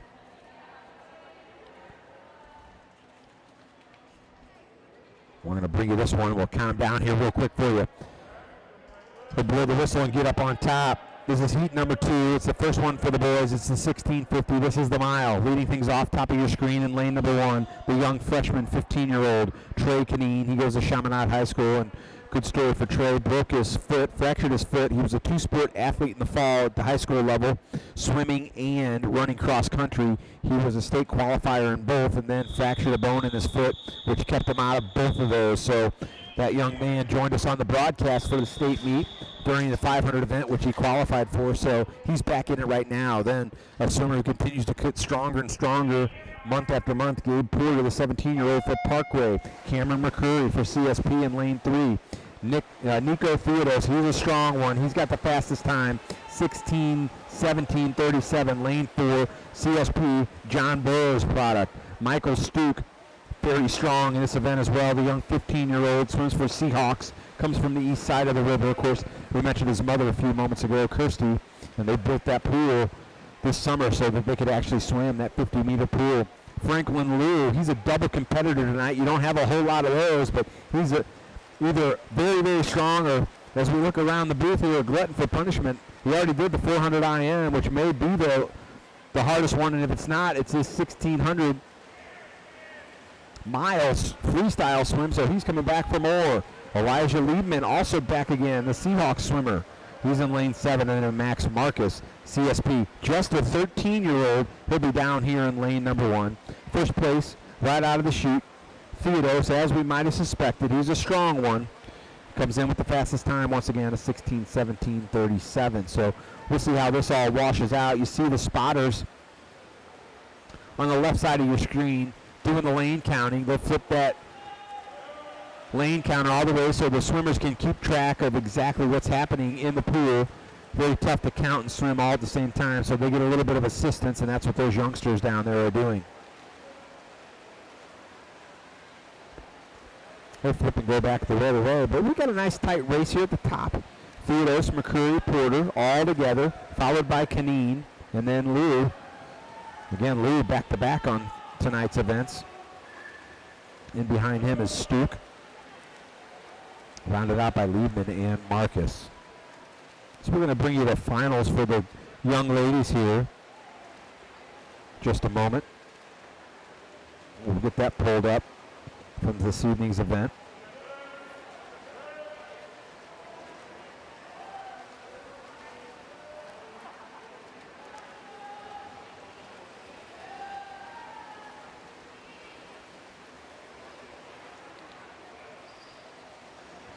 Again, we hope everybody out there watching us here on this web stream have enjoyed it this evening. We're going to bring you all the action throughout the weekend, so be sure to tune in when your youngster that you're rooting for is swimming. We hope you like the pictures. Of course, Kevin Gersh working very hard to bring you all of this action. He's the producer, he's the cameraman, he gets it all. He's the sound technician, he's the internet technician. All his setup, this multi-camera setup, he's done it for a number of the Parkway meets. I have had the privilege of joining him a couple of times, and he's as good as there is in the business, folks, and he's bringing you the sights and sounds here this evening, just allowing me to have a little fun and, of course, watch my son as he competes here this weekend and bring you this great Parkway Senior Invite action. Again, we talked about it a few moments ago. For a lot of these youngsters, this is the first prelim and finals meet that they've had, some of them in almost a year, going all the way back to the short course finals at the end of January, senior finals at the end of January last year.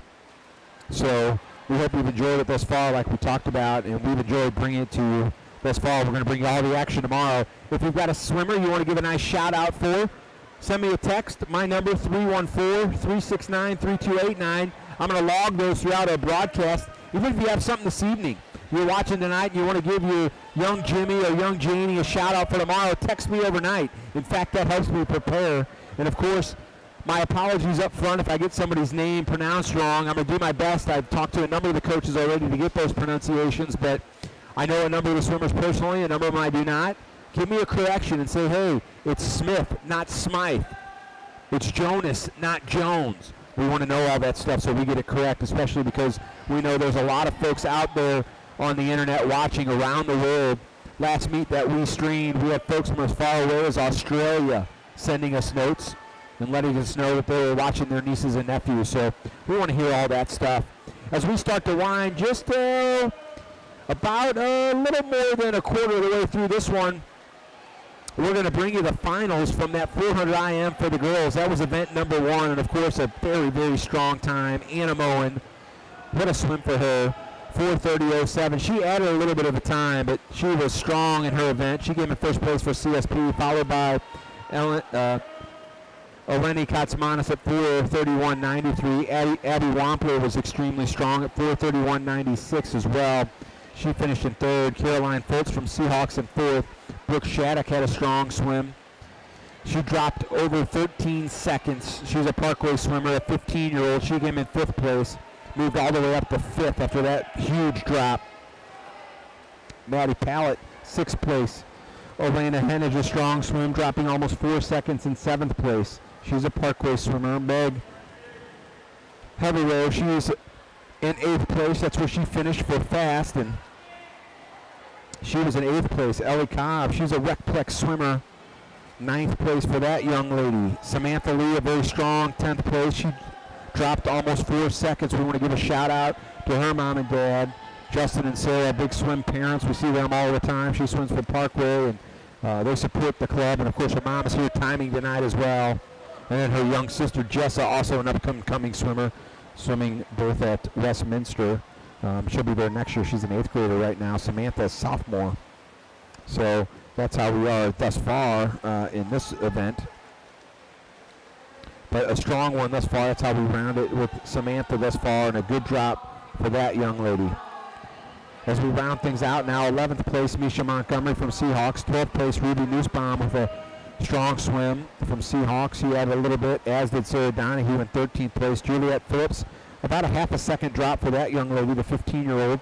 Swims for Parkway Central as well. She's a CSP swimmer, 14th place. Emily Trauby in 15th place. Avery Peel dropped almost 4 seconds, 16th place for fast.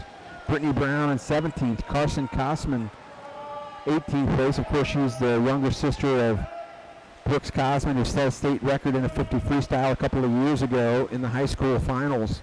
Carson very strong herself and just 16 years old as a junior. Avery Canine with a strong swim, maybe as strong as anybody in the event.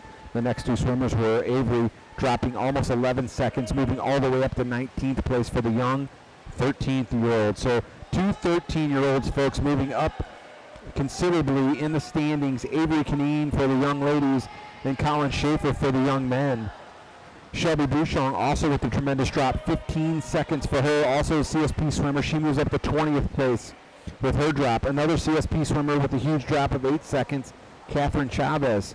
Allison Heaney, 22nd. Madison Colombo, she dropped almost 9 seconds in 23rd. Alex Snyder, 24th place. Brooke Gustafson in 25th place. Jana Molenhoff from Rockwood, 26th place. Want to give a shout out to her father, mostly because I work with him. He's a great IT man and helps keep me out of trouble at work oftentimes. And of course, her older brother Joshua swims for the Rockwood program and Lafayette High School as well. Carly Schaefer with a nice drop of almost 5 seconds. She moves up to 27th place. Hemi Avila for Rockwood, a nice drop of almost 6 seconds in 28th. Grace Krager drops 2 seconds, 29th place. Kuhlman in 30th. Bailey 31st. Jacqueline Hume in 32nd. Ella Arbeiter in 33rd place. Sophia Snyder in 34th. Maddie Williams with a strong swim for CSP in 35th. And Reagan Fries in 36th place as she rounds things out, the young 14-year-old. So strong swims across the board. That's how they round it out for the girls 400 IM. Congratulations to all those young ladies for being strong here tonight thus far. We are in the thick right now of the mile race. Continuing to lead thus far here in this one is Nico Theodos, and he is a good one, folks. We saw him at the state meet and distance events. Very strong right now. He's several lengths out ahead of everybody else as he touches the wall for the 37th time and goes back the other way. Second, third, and fourth respectively are McCreary, Canine, and Porter, all swimming very strong. They're at the top of your screen right now in lanes number 3, 1, and 2 respectively. So the battle right now in this one, it is for second place. And right now, very strong in there is Cameron McCreary for CSP. CSP, 5 swimmers in this event, 2 for Seahawks, 1 for Parkway. 5th place in this one, lane number 6, Franklin Liu. Again, he's a back-to-backer on both events. 7th place is Stuke. Lane number 5, just a 14-year-old is young Michael. Strong swimmer. He's been on the zones team a number of times and continues to improve meet in and meet out.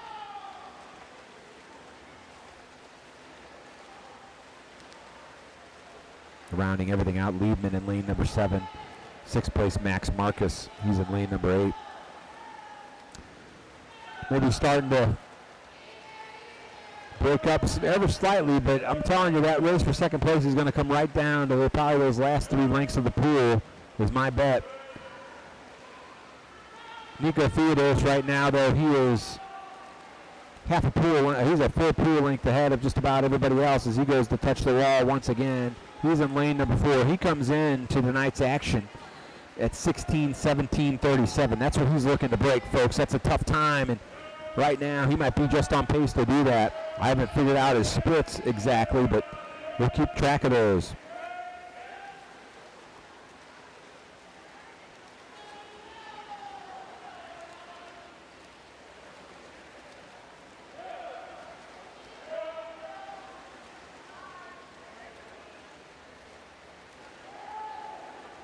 But this is a strong swim, folks. This may be as strong as any swim we've seen tonight. Theodos looking very good, stretching his lead out considerably now. Over half a length, over a full pool length ahead now. He goes back to go the other way. He might have a goal now to see if he can't pass everybody else for a full length.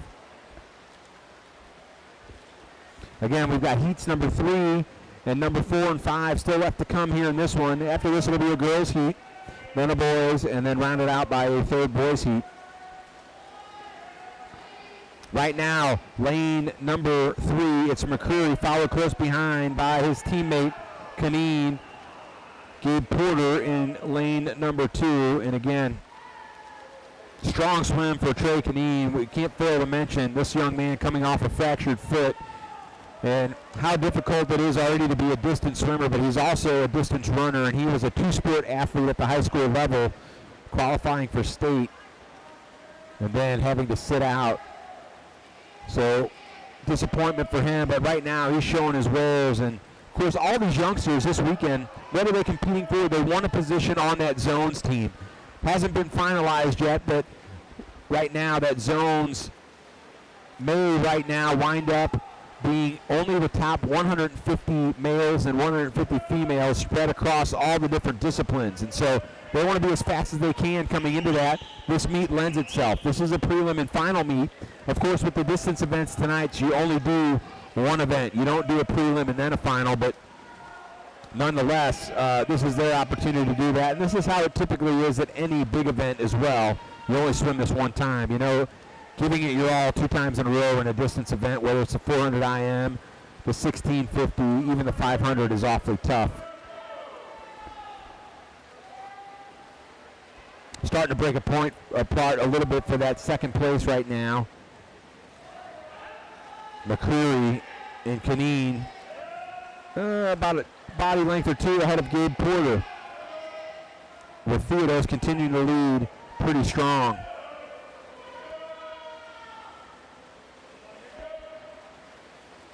And again, some of them, it's not about where you place in this event, more about where do you place on your time. Does it improve? Does it get you in a better position to get those cuts? And of course, we don't have the exact cuts for the sectionals yet. Could be the sectional cuts from last year, could be the ones that have already been published for the Indiana sectional. We'll bring you more of that over the course of tomorrow and see what kind of swimmers are getting those cuts if they haven't previously had them. Neck and neck right now. Kaneen a little faster on that last split over McCreary for second place, but McCreary still with about a half a body length lead. Theodos looking very strong though as he's going to come to the wall now for the 59th time.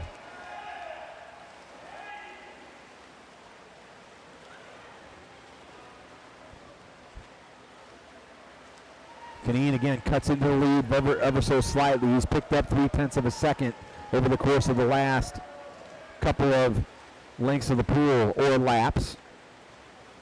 So they've widened it out over Porter a little bit.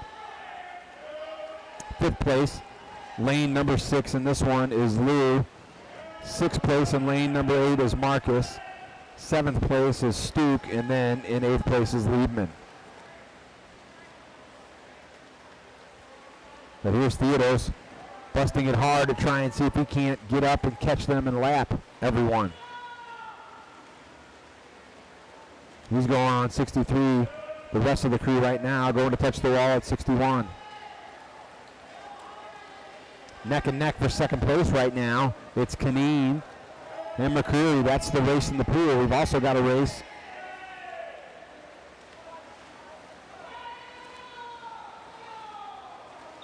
for 5th and 6. That's the last one there. As he comes around for his last lap, it's Theodos. So Theodos is going to win this one going away. Again, trying to best his previous time of 6:17.37. He's going to be just about where he needs to be. In fact, he's going to shatter that. He's going to shatter that by several tenths of a second as he comes home right now. Very strong. He's going to go under 6:10 likely. Coming to the wall. What a race for this young man, Nico Theodos. Under 6:09. 16:09, excuse me. Final time for him, 16:07.74. Goodness gracious, that's an eye-whopping 9/10 of a second improvement. Into the wall here for the last one. It's Canine, and he comes in. He edges him out. What a close for Trey Canine. As Trey comes in at 16:31.31. He drops over a half a second. What a closeout for him. It was neck and neck with McCreary at 16:31.52 and 16:39.28 right there in 4th place for Porter. So that was the battle for 2nd through 4th, and all of those young men showing their wares and their quality in that one. Great race for all those. So shout outs as they all drop time in that one, including Canine and Porter, who dropped nearly, Canine over a half a second and Porter nearly a half a second. 5th place in this one, lane number 8, 16:44.78 was Marcus. 6th place at 16:47.49 was Franklin Liu. 7th place was Stuke at 17:04. He added some time, 98, and then in 8th place was Liebman. So Liebman will round things out at 17:34.96. The two Seahawks swimmers, of course, those young men on the Illinois side, high school time for them. They're more in sprints, and so distance is a little harder for them to get up to speed. But nonetheless, great race. And boy, oh boy, Nico Theodos, he drops almost tenth of a second off of his. Came in at 16:17. Came in at 16, finished at 16:07. So here we go now. Heat number 3. This is the second one for the young ladies. Top of your screen to the bottom of your screen. Maddie Williams in lane number 1 from CSP. Just a 13-year-old. 15-year-old from Fast. Libby Olsen. Taryn Will, the 15-year-old from Parkway. Kate Punywert, she's the younger sister of Brooke. CSP, 13-year-old. Micah Montgomery. 14-year-old from Seahawks in lane 5. Hannah Renaud. 13-year-old from CSP, 15-year-old Ellie Birkeland from Rockwood in 7, and Lindsay Neighbor, the 14-year-old from CSP. So again, 4 swimmers from CSP in this one, 1 from Seahawks, 1 from Fast, 1 from Rockwood, and 1 from Parkway. So some good athletes here in the pool right now. And of course, I want to give a shout out. Libby's mom, Sally, she sends us a note, Libby Olsen. This is her first meet of the year. She has not swam since COVID hit. Her last meet was Champs last March. So this is a long time in coming for her. She's pretty psyched for this one. We'll see how she does right now. She's right in the mix there in lane number 2, keeping it real thus far. So I want to give a shout out to her. I want to give a shout out to Max Marcus as well. And that's with some love from Missy, Jeff, and Elise. So Max finishing strong there in that previous race, dropping almost over a half a second for that young, almost a half a second, excuse me, but strong race for that young 13-year-olds. Boy, impressive for me as a near 50-year-old to watch young 13-year-olds out here competing in this. We saw a number of them really show forward. Avery Canine and Colin Schaefer, boys and girls in the 400 IM, and now here in this one tonight in this meet thus far, we had Lexi Cook, the 13-year-old, in the first heat for the young ladies. And now here in this one, we've got a couple of more in Williams and Renaud. I'm going to give a shout-out to Al Renaud, of course, phenomenal athlete in his own right. Played at the collegiate level soccer at the powerhouse, then Northeast Missouri State, the Bulldogs, now the Truman State Bulldogs. But great man on the assist, great man on the cross, staunch defender, and a lot of that athletic ability coming from him, as I'm sure he would boast and tell you. But I want to give a shout out to Al as well, but his young daughter competing. I know he's proud right now. Proud Papa. We've talked at a number of different meets over the years, and just watching her development last year when she hit a couple of triples and hoping that they get to the zones meet. But this year she's right back at it as a 13-year-old and now competing in one of the more difficult events overall, this 1 mile 1650. Here we come off the wall right now, and that young lady is in second place. We just mentioned her. In first place right now in lane number 2 is Olsen. So those young ladies competing strong. Taryn Will right in there along with Pennyworth. So strong across the board. We'll keep this rolling, but really what these swimmers do is they get into a nice rhythm, and then they let that carry them forward. You don't want to go out too fast and lose all of your energy, and you got to maintain. So ever so important in this event are exactly what these front runners are doing right now. It's the flip turn and then the breakout. Conserve your energy and utilize the walls as a strength or to your advantage. So strong right now, and you can see Olsen once again. She was psyched up, as her mother Sally said, first swim meet since last spring, and congratulations for her. She's giving her all right now, as is Renaud in lane 6. So very, very good watching these two quality youngsters, and all these youngsters. Again, you get out there and you're going to compete in a 1650. I'm going to give you kudos across the board, because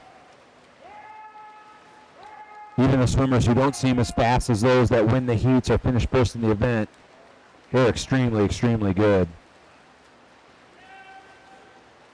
Same 4 front runners here so far. Again, it's Renaud, Olsen, Will, and Pennyworth in lanes 6, 2, 3, and 4. Pennyworth now moving into third over Will just slightly. Of course, Taryn Will swims also for Parkway North High School, and want to give a shout out to her mom, Sonny, also good athlete, black belt. Be careful. Teaches her daughters well to be strong, independent young women, and that's what she's done with young Taryn right now, who's been competing for Parkway for a number of years, and now she competes also, as we mentioned, Parkway North. So, again, young ladies on the Missouri side of the river, they're right in the midst of their high school season, a number of them, and so most of high school, as many of you know, you don't get into a mile race. You don't get into a 400 IM. It's mostly sprinting. Even the 500 in this day and age is really considered a sprint race, and that's the longest distance that you will go at the high school level. So not a lot of them not used to swimming this one. They're going to have to pace themselves and kind of figure it out all over again. Right now what we're seeing, though, is young Hannah Renaud in lane number 6 really having figured it out this far, along with Libby Olsen in lane number 2 and in lane number 3, or excuse me, in lane number 4, Kate Pennyworth. And Kate came into this one with the fastest prelim time, 18:53.88.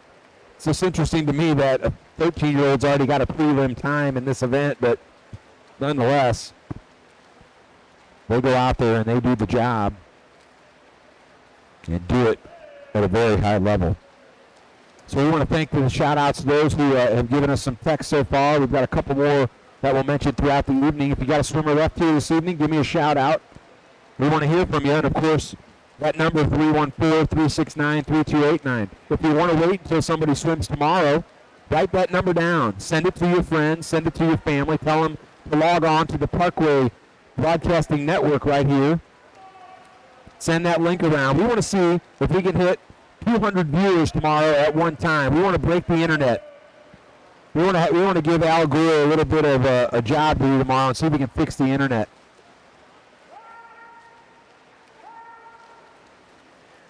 We want to set that record for a swim meet across the Midwest, and of course, any of the coaches from around the area that are watching, we want to say hello to you, and thanks to all the coaches who are giving up their time this weekend. It'll be a long weekend. We'll have the girls starting off tomorrow morning.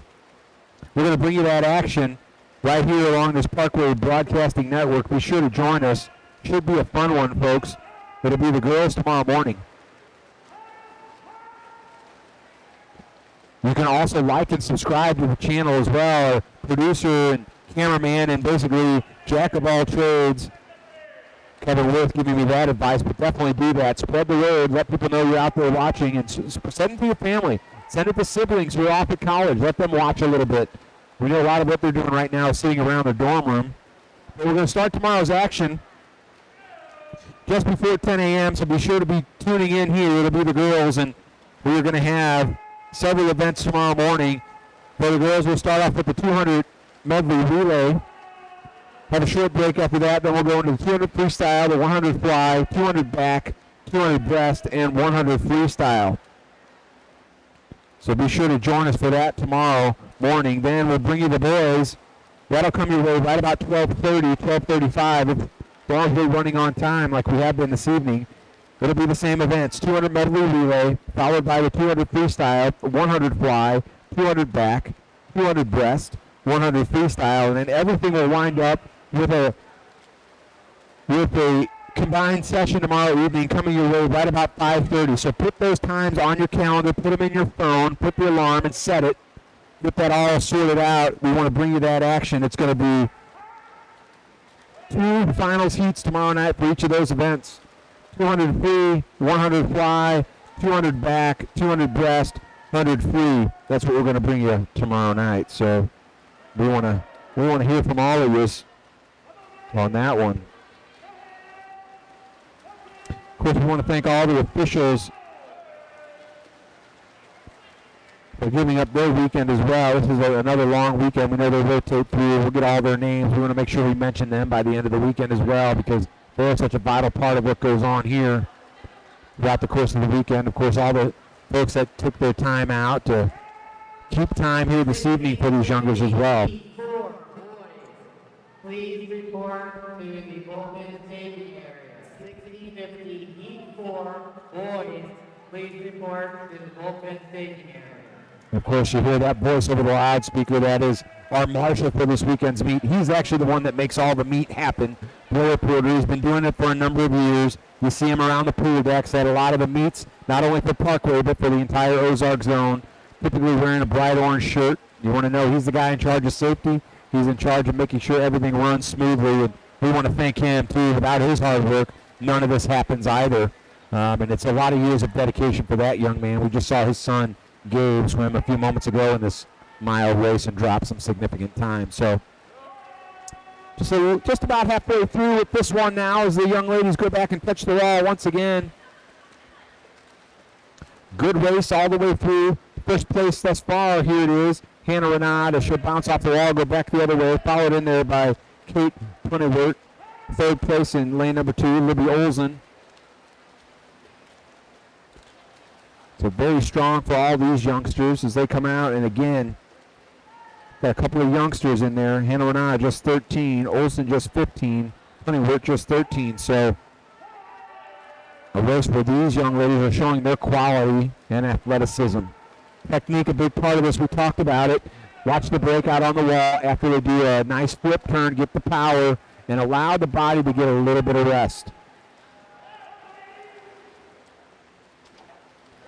Top time coming to this one once again for Punnewert, 18:53.88. Renaud's time 19:04.94. And Olsen 19:18.53. All on pace to break that right now. They just got to maintain it, and it really is about pace. You think about pacing yourself in a distance run, you know, where you want to make sure you don't wear yourself out too early and got enough left in the tank to give it a strong finish as you get towards the wall and close things out.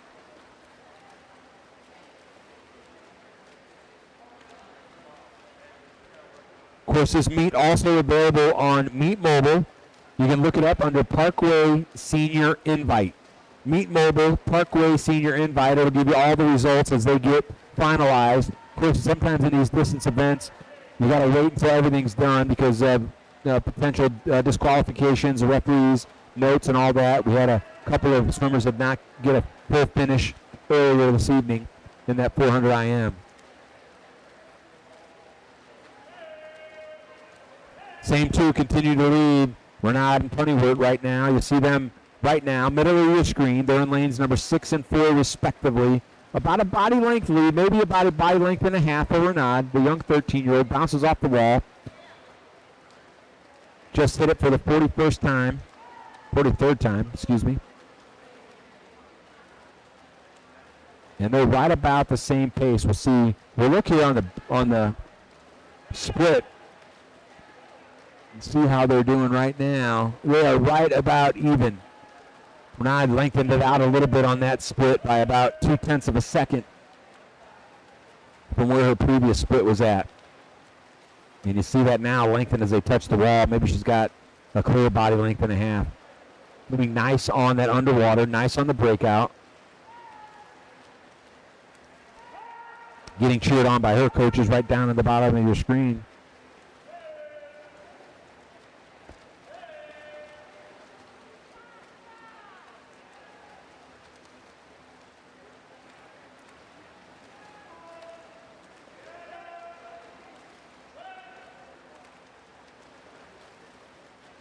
Both of these young ladies in the first and second position swimming for CSP. Again, write down that phone number, 314-369-3289. Send a note out. Let people know that we are broadcasting this right here on the Parkway Broadcast Network. We want everybody to like it. We want you to share it. Be sure to do that. Register for the page. Log in. Do all those fun things that everybody likes to do on the internet. And enjoy the rest of our broadcast throughout the weekend.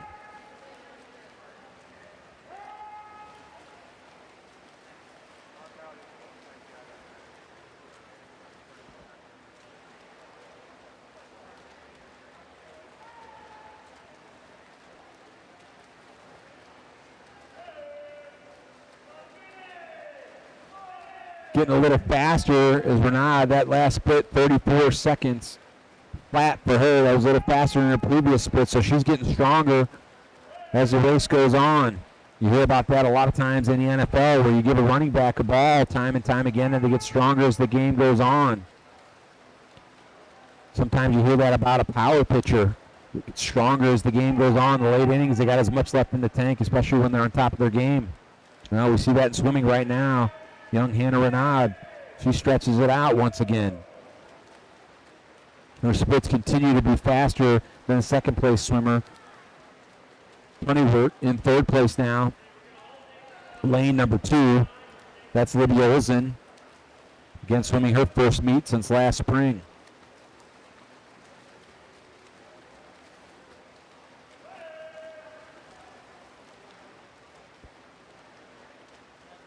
Fourth place in lane number 3, Taryn Will. Fifth place in lane number 8, Lindsay Neighbor. 1650, boys. Fifth court, behind the block, next to the wall. You'll be the next team. But our 2 leading swimmers right now continue to get stronger now. She's going to touch for the 55th time. Touch a wall for the 55th time. That's Renard and Honeywert.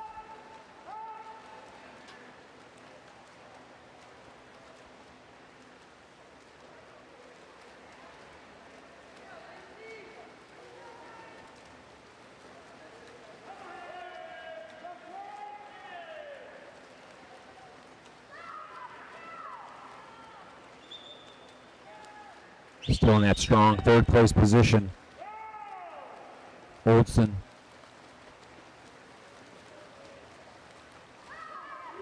Taryn Will holding on to a strong fourth place.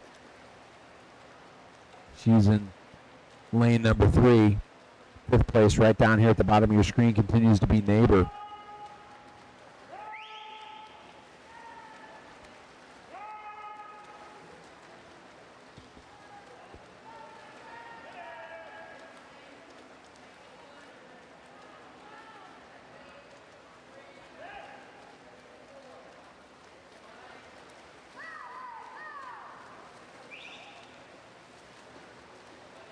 Sixth place in lane number 1 is Williams. Seventh place, Birkeland.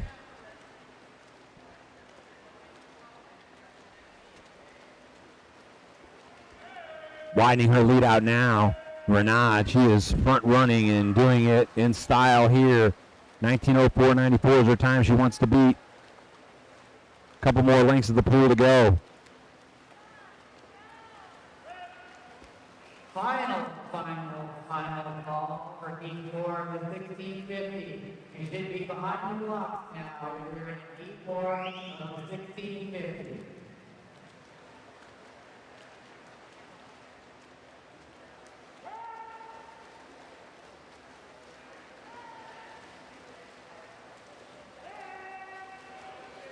Again, heat starting those laps on the pool under 34 seconds on the last two for Renaud and Ponywood, so they're starting to kick it into gear.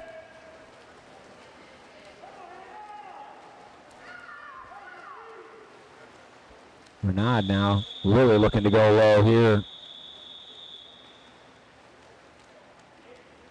Again, came into this one 19:04.94.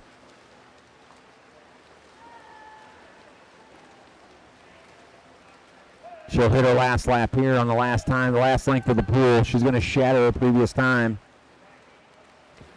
She'll pull in her first place in the heat. Heat 5 of the 1650. Anybody for Heat 5 of the 1650?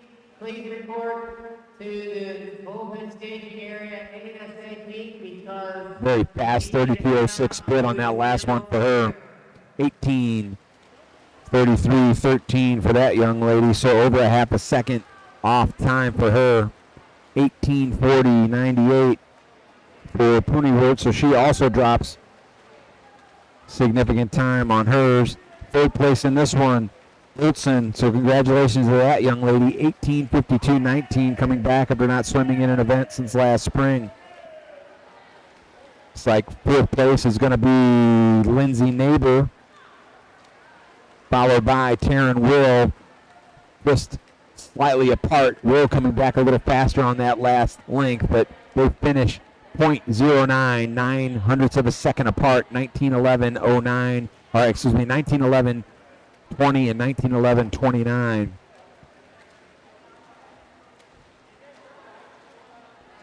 End of the wall now for sixth place in lane number 1, Maddie Williams. Seventh place, lane number 5. And this one is Micah Montgomery, and then Ellie Brooklyn will round things out now as she finishes things out. So a strong race for all these young ladies as we get set for the second heat of the young men. Exit the pool.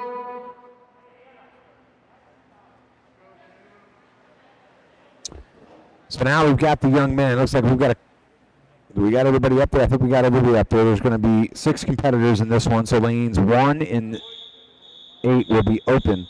Starting in lane number 2, Willis Dino. He's from CSP, just a 13-year-old. Lane number 3, Caleb Jones.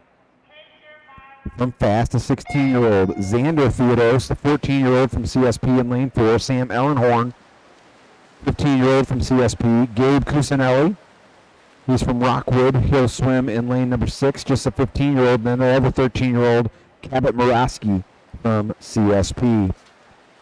So right away, middle of the pool, lane number 4, coming out strong. That's Theodos. Caleb Jones also in lane number 3, coming out strong as well.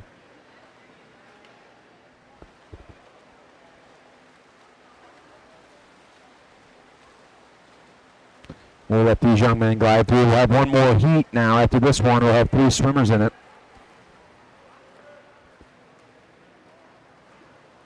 Pass along a word to all your friends. Be sure to join in tomorrow. We're going to bring you great action all day long, starting just before 10 a.m. in the morning. We'll bring you the young ladies. We'll have a number of events in the morning. Then we'll come to the boys. We'll do their events. Then in the evening tomorrow about 5:30, we'll start the finals for all of those events.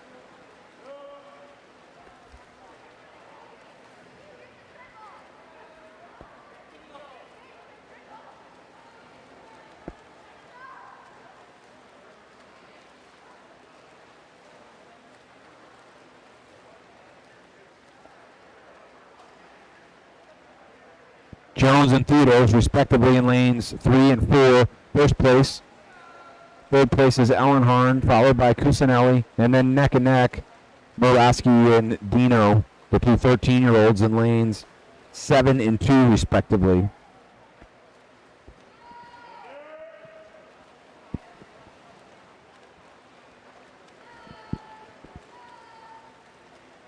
Looks like we've got a race now for a while, but we've got 50 plus more laps to go here in this 1650.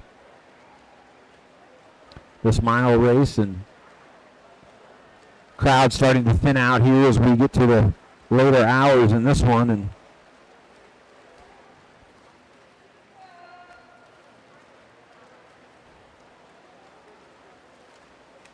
remember, we'll be on the air tomorrow. Join us about 9:45 or so as we start things off right here from Kirkwood High School.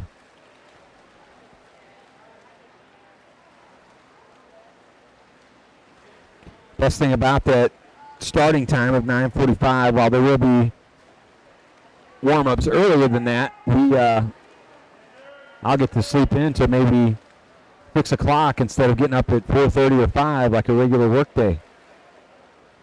And I don't think my partner, Kevin Worth, ever sleeps, so I don't know that it matters what time we get here or not. I'm going to have a pillow for him tomorrow. Sleeping bag and a pillow for that young man. He's the one doing all the work here this evening. I just get to tell folks what's happening right now. What's happening in the pool right now is Theodos is taking first place back over here in this heat. The young 14-year-old, again, another John Burroughs product, just like his brother. We saw his brother go out very strong earlier in the first boys heat, win that heat going away, dropping a tenth of a second off his previous best time. And right there neck and neck with him, though, is Caleb Jones from Fast. Theodos comes into this one 17:22.55. Next fastest time was Ellenhorn. Ellenhorn currently in third. He was at 17:29.50, and then 17:35.30 was Jones. So those were their times coming in, and we'll have to watch their splits here as they come back to the wall. But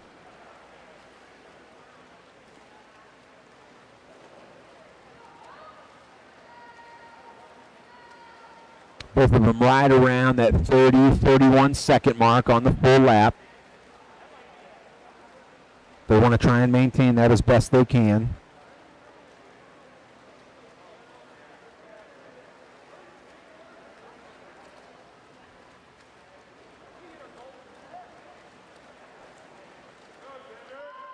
Theodos stretching that out a little bit. Great form by this young man. You see him almost gliding across the water.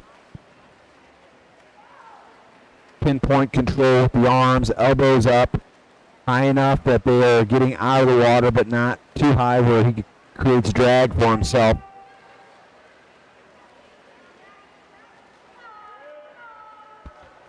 Swimming, equal parts mental and physical, especially in this event, maybe more so mental in this one. You've got to maintain that technique, which some say is physical, some say that technique is mental, but any way you slice it, in any field of sport, you combine those two at a high level and you're going to have somebody that's a good athlete. That's what we're seeing right now in this event. And this one takes a lot of guts too. You can't ever forget the old-fashioned heart and what goes into an event like this one.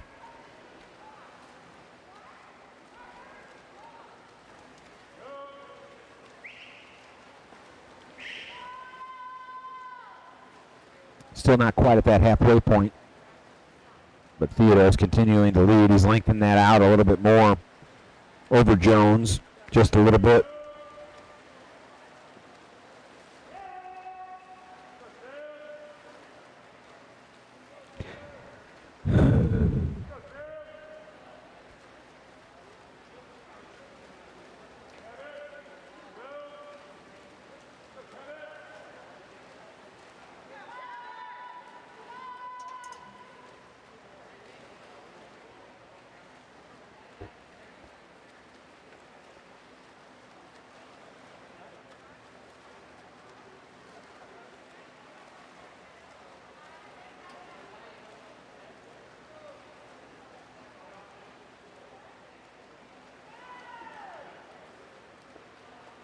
Got one more heat after this one, so stay tuned for that one if you like. If you got a swimmer in there, send us a quick note. Let us know that you're rooting for somebody.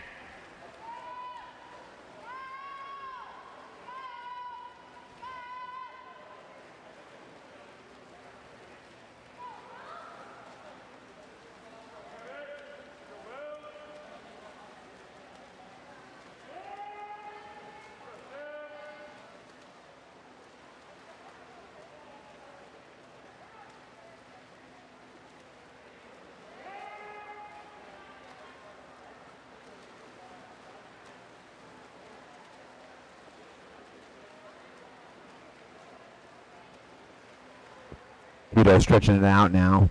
Half a pool length lead. He's just over 7 minutes into this race, and he right now leads over Jones, and Ellenhorn has closed the gap now to inside of a tenth of a second for second place. Young Sam is in lane number 5. He's battling against Caleb Jones in lane 3 for second place. Quite a race we got going there.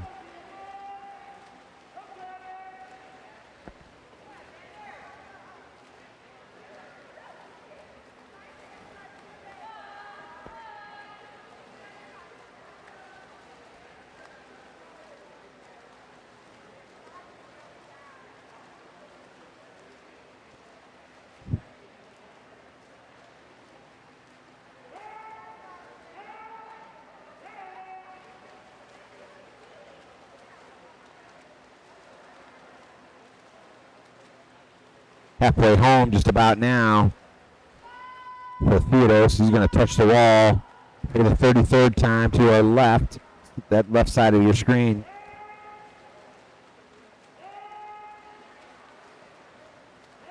Ellenhorn and Jones maintain third and second places respectively, but Ellenhorn now starting to pull away from Jones a little bit on the flip turn. Underwater now. Good breakout though by Jones. Was able to stay under the water, maintain his speed, but Ellenhorn maybe a little faster and stronger above the water right now.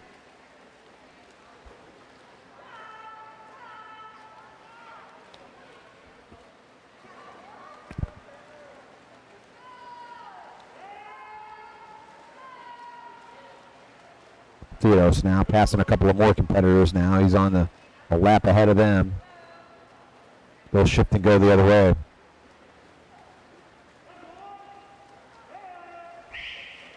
Ellenhorn now, body length ahead of Jones for second place.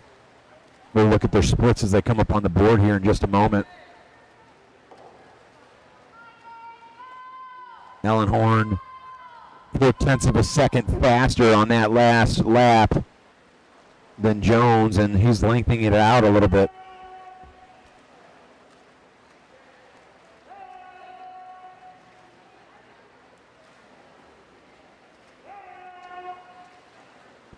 Theodos would love to join his older brother with a top time. He's going to have to drop significant to get in under that, to get into that top 8. Have to go under 17 and a half minutes, but right now he's looking really strong. Right there in the middle of the pool, lane number 4.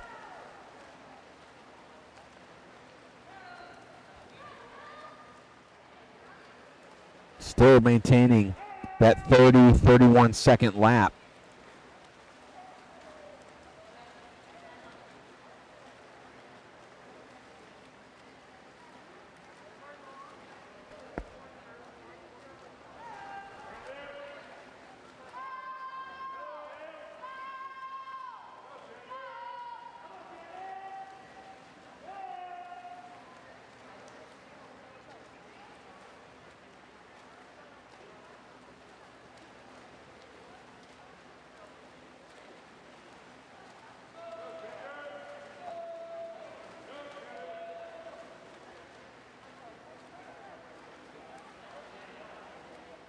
We don't know what those zone cuts are going to be yet, so we don't want to miscommunicate too much to anybody, but when we start to look at, in this event, what are some of the time standard cuts based on the time standards that came out earlier in the fall, we can start to look at where some of these youngsters stand. And right now, of course, youngest competitor here this week, 13 years old, so we can look at some of those time standards and triple A's and double A's and how those all fared out. Of course, we had the young 13-year-old in that first heat here in this event for the boys, Max Marcus, who did very well. 16:44.78. You look at that, and that is just off of a quad A. He's a strong AAA time for that young man. We look at some of the others as we kind of move up the scale, the 15 and 16 and then 17 and 18-year-olds. But nonetheless, congratulations to him. In terms of the 15-year-olds in that first race, Kaneen and Stuke. Kaneen coming in at 16:31.31 in that mile race. That's a AAA time. Stuke coming in at 17:04.98. His previous time was 16:21.56, so he already had a AAA time in this event, and so he didn't quite get it there, but nonetheless, very strong swimmer for him. McCreary, Theodore, 16:07. That's a quad A time for a 16-year-old. 16:31.52 again, a AAA time for McCreary in that one. So some of these youngsters really achieving a lot and competing very hard to get those top times. When you look at Lou, the 17-year-old in the race, along with Gabe Porter, Lou went 16:47, Porter 16:32. Both of those young men in the 16 and 17-year-old rankings. Porter in at a AAA, Lou at a AA time. So congratulations to those young men. Now, I don't have all the times for the young ladies, but the top 2 times in that first event, Pooneyhurt, the 16-year-old, 17:33.88 for that young lady, and that is a AAA time, 17:39.32. Also a AAA time in the 17 and 18s for Chloe Breedy. So congratulations to them. We want to look at that other girls heat, the 13-year-old Hannah Renaud. We talked about her strong swim coming in at 18:33.13. That's a strong AA time for that young lady. So, a lot of time standards being achieved here tonight. We had the earlier events, and I didn't get those all down on my paper, but we'll try and read some of those off for you here as well for the different time stages. But we'll try and get you the proper time standards. I'll talk to the various coaches and find out what they want to put out there. But there's a time standard from last year. Some say that may hold up for the sectional, depending on how it's graded out. And then there's also a sectional just to the east that'll be competed for later in Indiana. They've already put out their sectional time standards. We'll see if that is the time standard that we go by. But we'll get some of that to you tomorrow. I'll round all that out. That'll be part of our broadcast throughout the day. We want to let you know how these youngsters stand. And, of course, there's still age group swim meets, especially for the ones that are under the ages of 15. They still have some other championship events that they may be able to attend, depending how they go off over the course of the next couple months. And then as COVID lifts, we get into long course and summertime. We'll see how all that plays out as well. So this is all setting itself up for a very fun spring right now. We hope you've enjoyed it so far. I've enjoyed bringing it to you. Give us a little bit of a break, allows these youngsters to get back in the water, compete at the highest level. The Ozark zone is one of the top zones around the Midwest and around the country, and these youngsters really enjoying it. We've seen that here this evening. We want to hear from you. We want to know what your youngsters love to do. They love to swim. Why do they love to swim? Where do they get their athletic ability? What's their dog's name? Anything that you think is worthwhile, or if you just want to say hi, we'll give a little shout out to young Johnny or young Janie. Theo's now, boy, he's gonna shatter his previous best time, it looks like. Coming in to touch the wall. He'll have one more lap and a half to go. Just over 16 minutes again. He wants to get under 17 and a half to get in that top 8.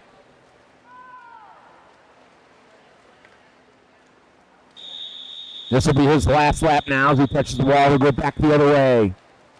Second place is Ellenhorn. He's in lane number 5. But Theos, he wants to try and lap him now. Picking up speed all the time as he works his way down towards the left side of the pool.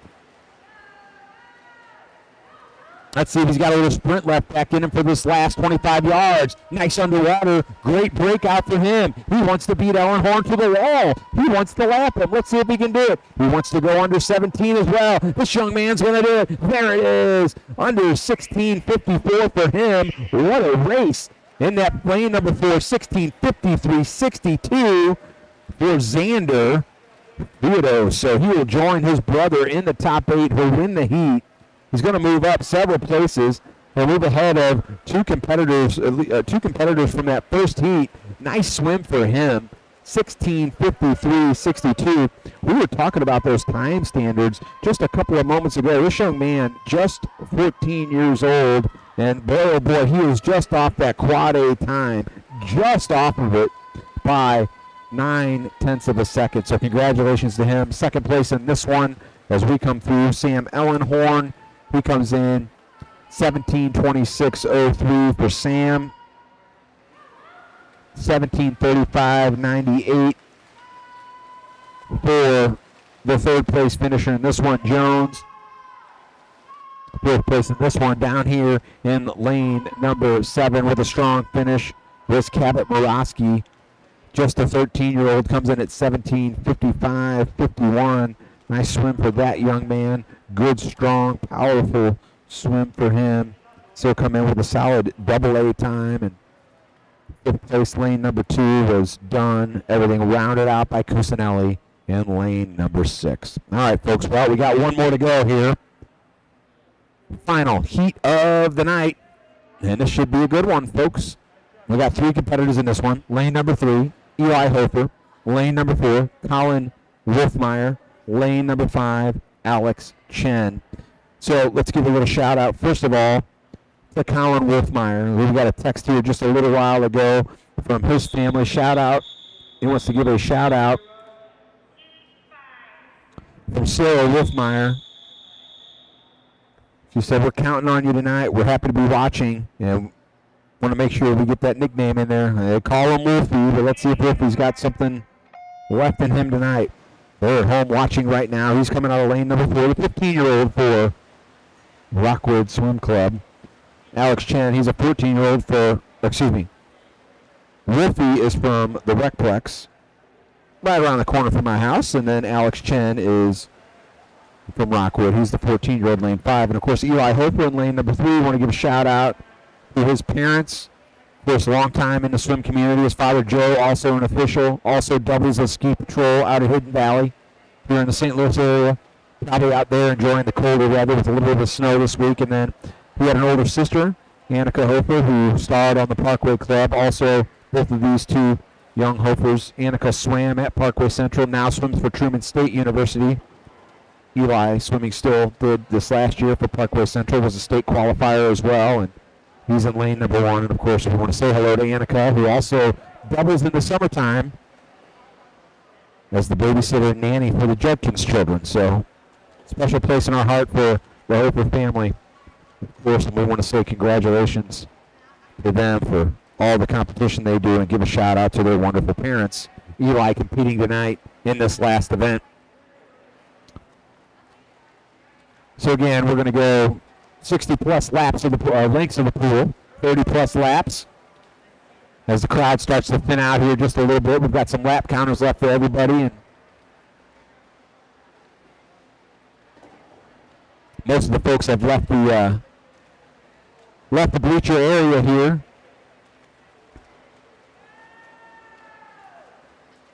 The best part about that is when it's time for us to go, it makes it really easy to get out. No traffic. Nothing too crazy.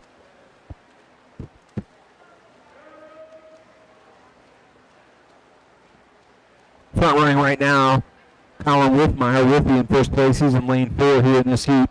Pretty neck and neck right now. Maybe a slight lead for Alex Chen and then Eli Hofer.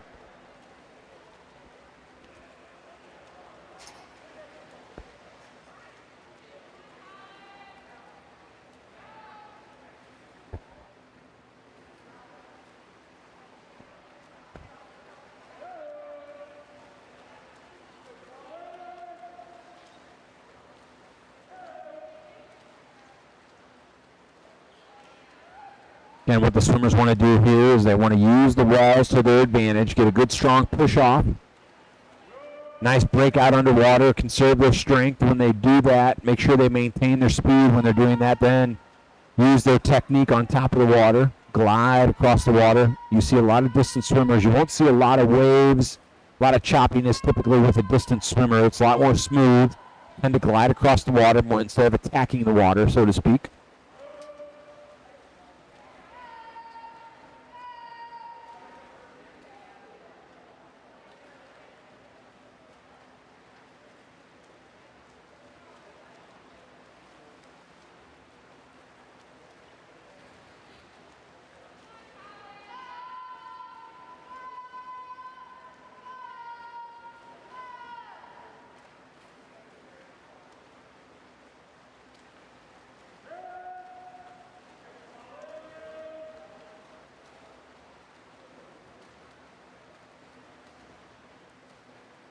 going to bring you this right. For those of you still listening this evening, we want to make sure we remind you now. We're going to bring it to you tomorrow morning. Be on the air right about 9:45 a.m. Bringing you the girls. Right away, it'll be the prelims. Top 16 will qualify for the finals tomorrow evening. We'll bring you that final right here on this Parkway Broadcasting Network. So it'll be the girls in the morning, the boys around 12:30, then the finals around 5:30. That's how the day is going to break down. We're also going to have that full slate for you on Sunday as well, so be sure to join us. And, of course, maybe you could just have a swimmer that's only swimming a couple of events or once or twice. But Sunday morning, going to be bringing it to you just a little bit earlier. That first race Sunday morning will come your way just before 8 a.m. So join us Sunday morning, just about 7:45. Kevin Worth and I will bring you that action, and then the boys about 10:30, and then our finals Sunday evening around about 4:30. And of course, the coaches strategically set this up right between the NFL championship games and the Super Bowl, so nobody's got to miss out. For the last several years, these senior champs have been on the same weekend as championship weekend. And you can hear a lot of complaining with a lot of people around their mobile devices and the television sets and not really watching their kids at the swim meet. So thank you to the coaches for doing that for all the football fans. We know you were thinking of them first or thinking of yourself just so you could watch. Don't blame me either way. But nonetheless, we're happy we're able to get this senior championship type meet in, this invite this year, hosted by the Parkway Swim Club. And what a wonderful facility. We've talked about this time in the years, this Kirkwood Natatorium, the Walker Natatorium, built just a couple of years ago, really catapulted the Kirkwood program into one of the tops in the state of Missouri. The boys in the fall and now the girls in the spring, or in the winter, excuse me. They'll end up just before the spring starts here in just a couple of weeks. Missouri State Girls Championships, of course, another one of our fellow Ozark competitive teams, the Recplex. They host those state championships over at the Recplex every year, so a number of these swimmers on the female side will compete in those championships here in just a couple of weeks. Of course, a lot of these swimmers looking to qualify for those sectional cuts.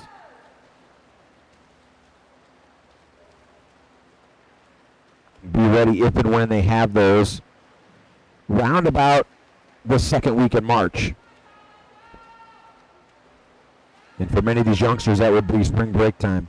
A lot of these youngsters back in school for the first time. Many of them did not attend class in person during the fall semester, and now they're back in now in the second. Many of them have been in school the entire year, so it's been a different year for everybody, but sense of normalcy this evening as we bring you this Parkway Senior Invite. And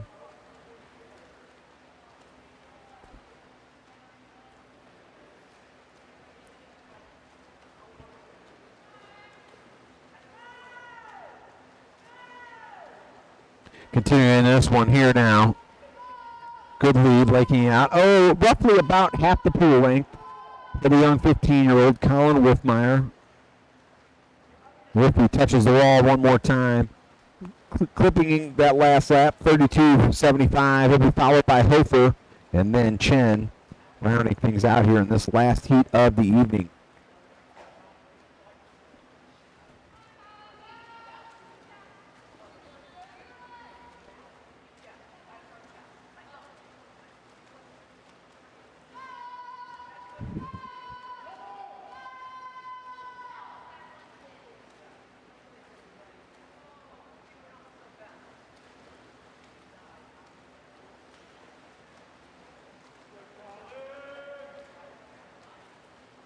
One thing that does not let up throughout the course of the evening is the coaches continue to coach. They continue to swimmer here. We'd love to see that. These youngsters come in, they compete, they work hard at practice throughout the week.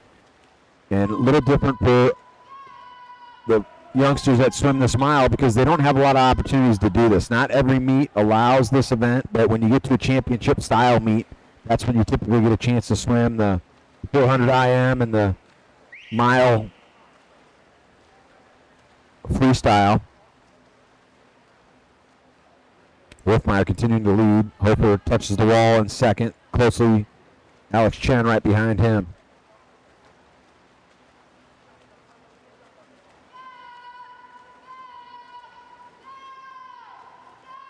Like Chen getting a little stronger as he goes back the other way. Just about halfway through this one. All of these youngsters, preliminary times under 19 minutes, which in my book is blazing fast, considering it would probably take me 3 hours to complete 1,600 yards. So if they want to best that time again, they're looking to get into that sectional qualification, into that sectional conversation. Strong so far is Colin Wolfmeyer from the Recplex. Swims for the Sharks over there.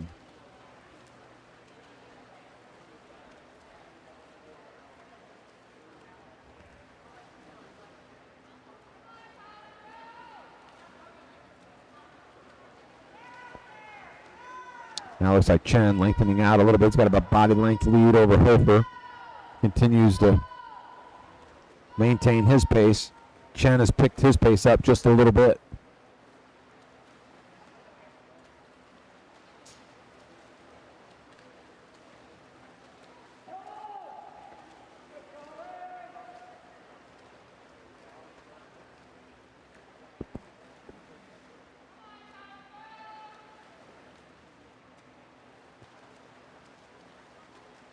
Very fast.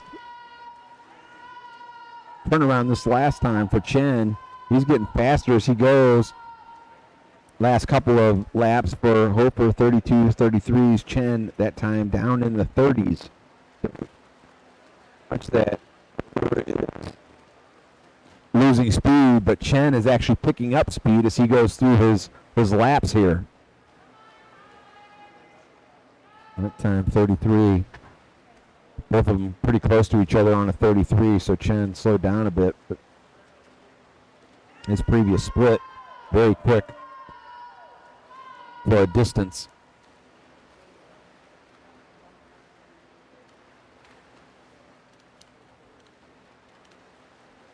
.33.5 on that, or 33.29, excuse me, on that last split for Wolfmeyer.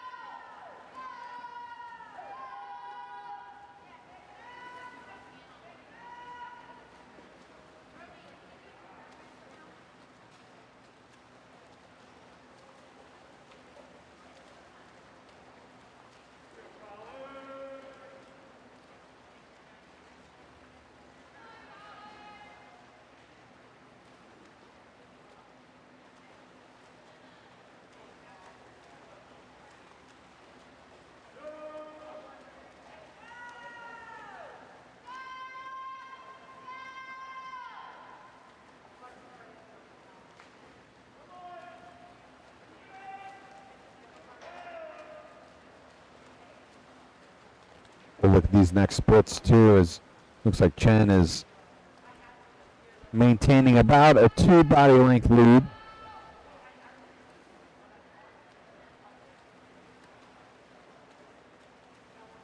But actually hopefully about a half a second quicker. Right.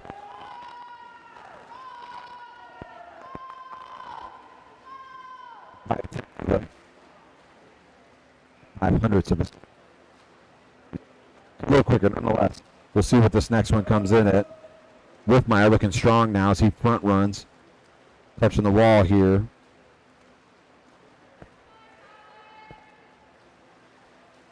For the 51st time.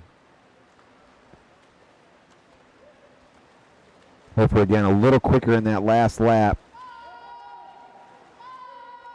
4/100ths of a second quicker, but he's just that lead's just about the same right now as it has been for Chen.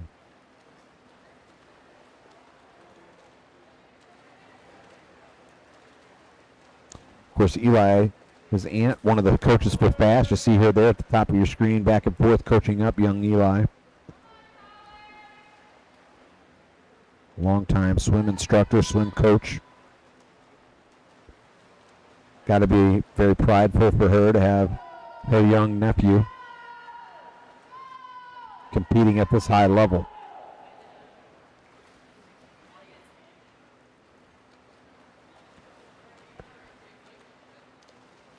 Colin Wolfmeyer maintaining his splits always right between, have been for the last several laps, right between 32.5 and 34, so pretty consistent for him.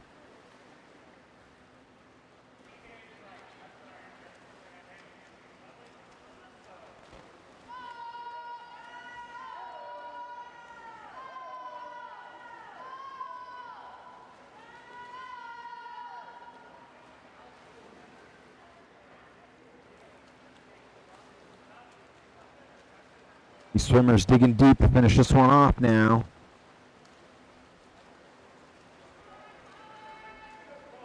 Last couple of laps left to go. Last few laps, not couple. Not quite there yet. Hofer, though, close the gap by us. 3/4 of a second there on that last lap, so he dropped in his time a little bit, picked up his pace. Excuse me, Chen dropped in his time, and Hofer picked up his pace a little bit.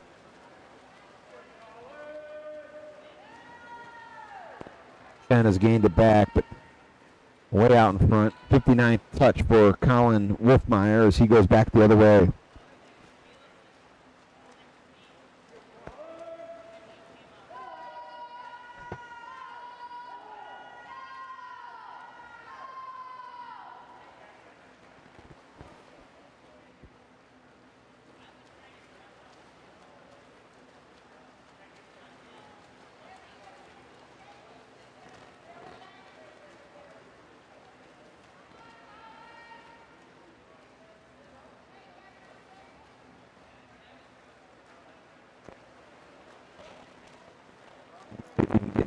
Get in there and get it done.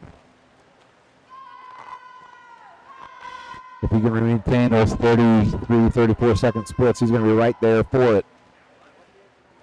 It's one for him.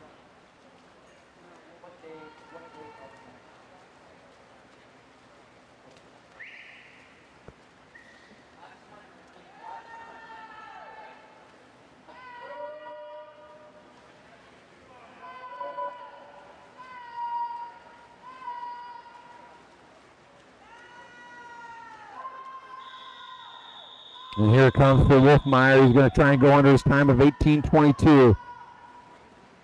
At 50. There.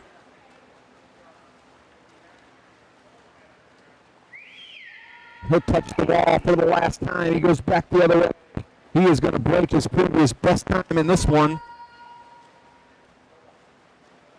Trying to go under 18:10 if he can. Close race now as Hofer starts to pull closer. He does, right on the 18-minute mark for young Colin Wolfmeyer, the 15-year-old. 18 minutes, .0007, just over 18. Here's Hofer trying to close the gap. Chen getting a little stronger now, stretching it out. But Hofer's closed it down. Who's going to get to the wall first in this one? And it looks like it'll be Alex Chen. And he will drop time as well. Both of these young men are going to drop significantly. Well, Chen will drop about 7 seconds. In fact, he'll drop 7.01 seconds. Eli Hofer in this one, 18:22.81. He's going to drop almost 23 seconds. So, folks, that'll do it for us here this evening. For Kevin Worth, for all the folks here in the Parkway program, everybody that allowed us to bring you this great meet here this evening. We want to thank Ruth Price for being the meet host here this evening, all the officials. My name is Matt Judkins. Again, Kevin Worth at the controls. He's the producer tonight. Be sure to join us tomorrow morning where we'll be on the air right about 9:45. Until then, so long.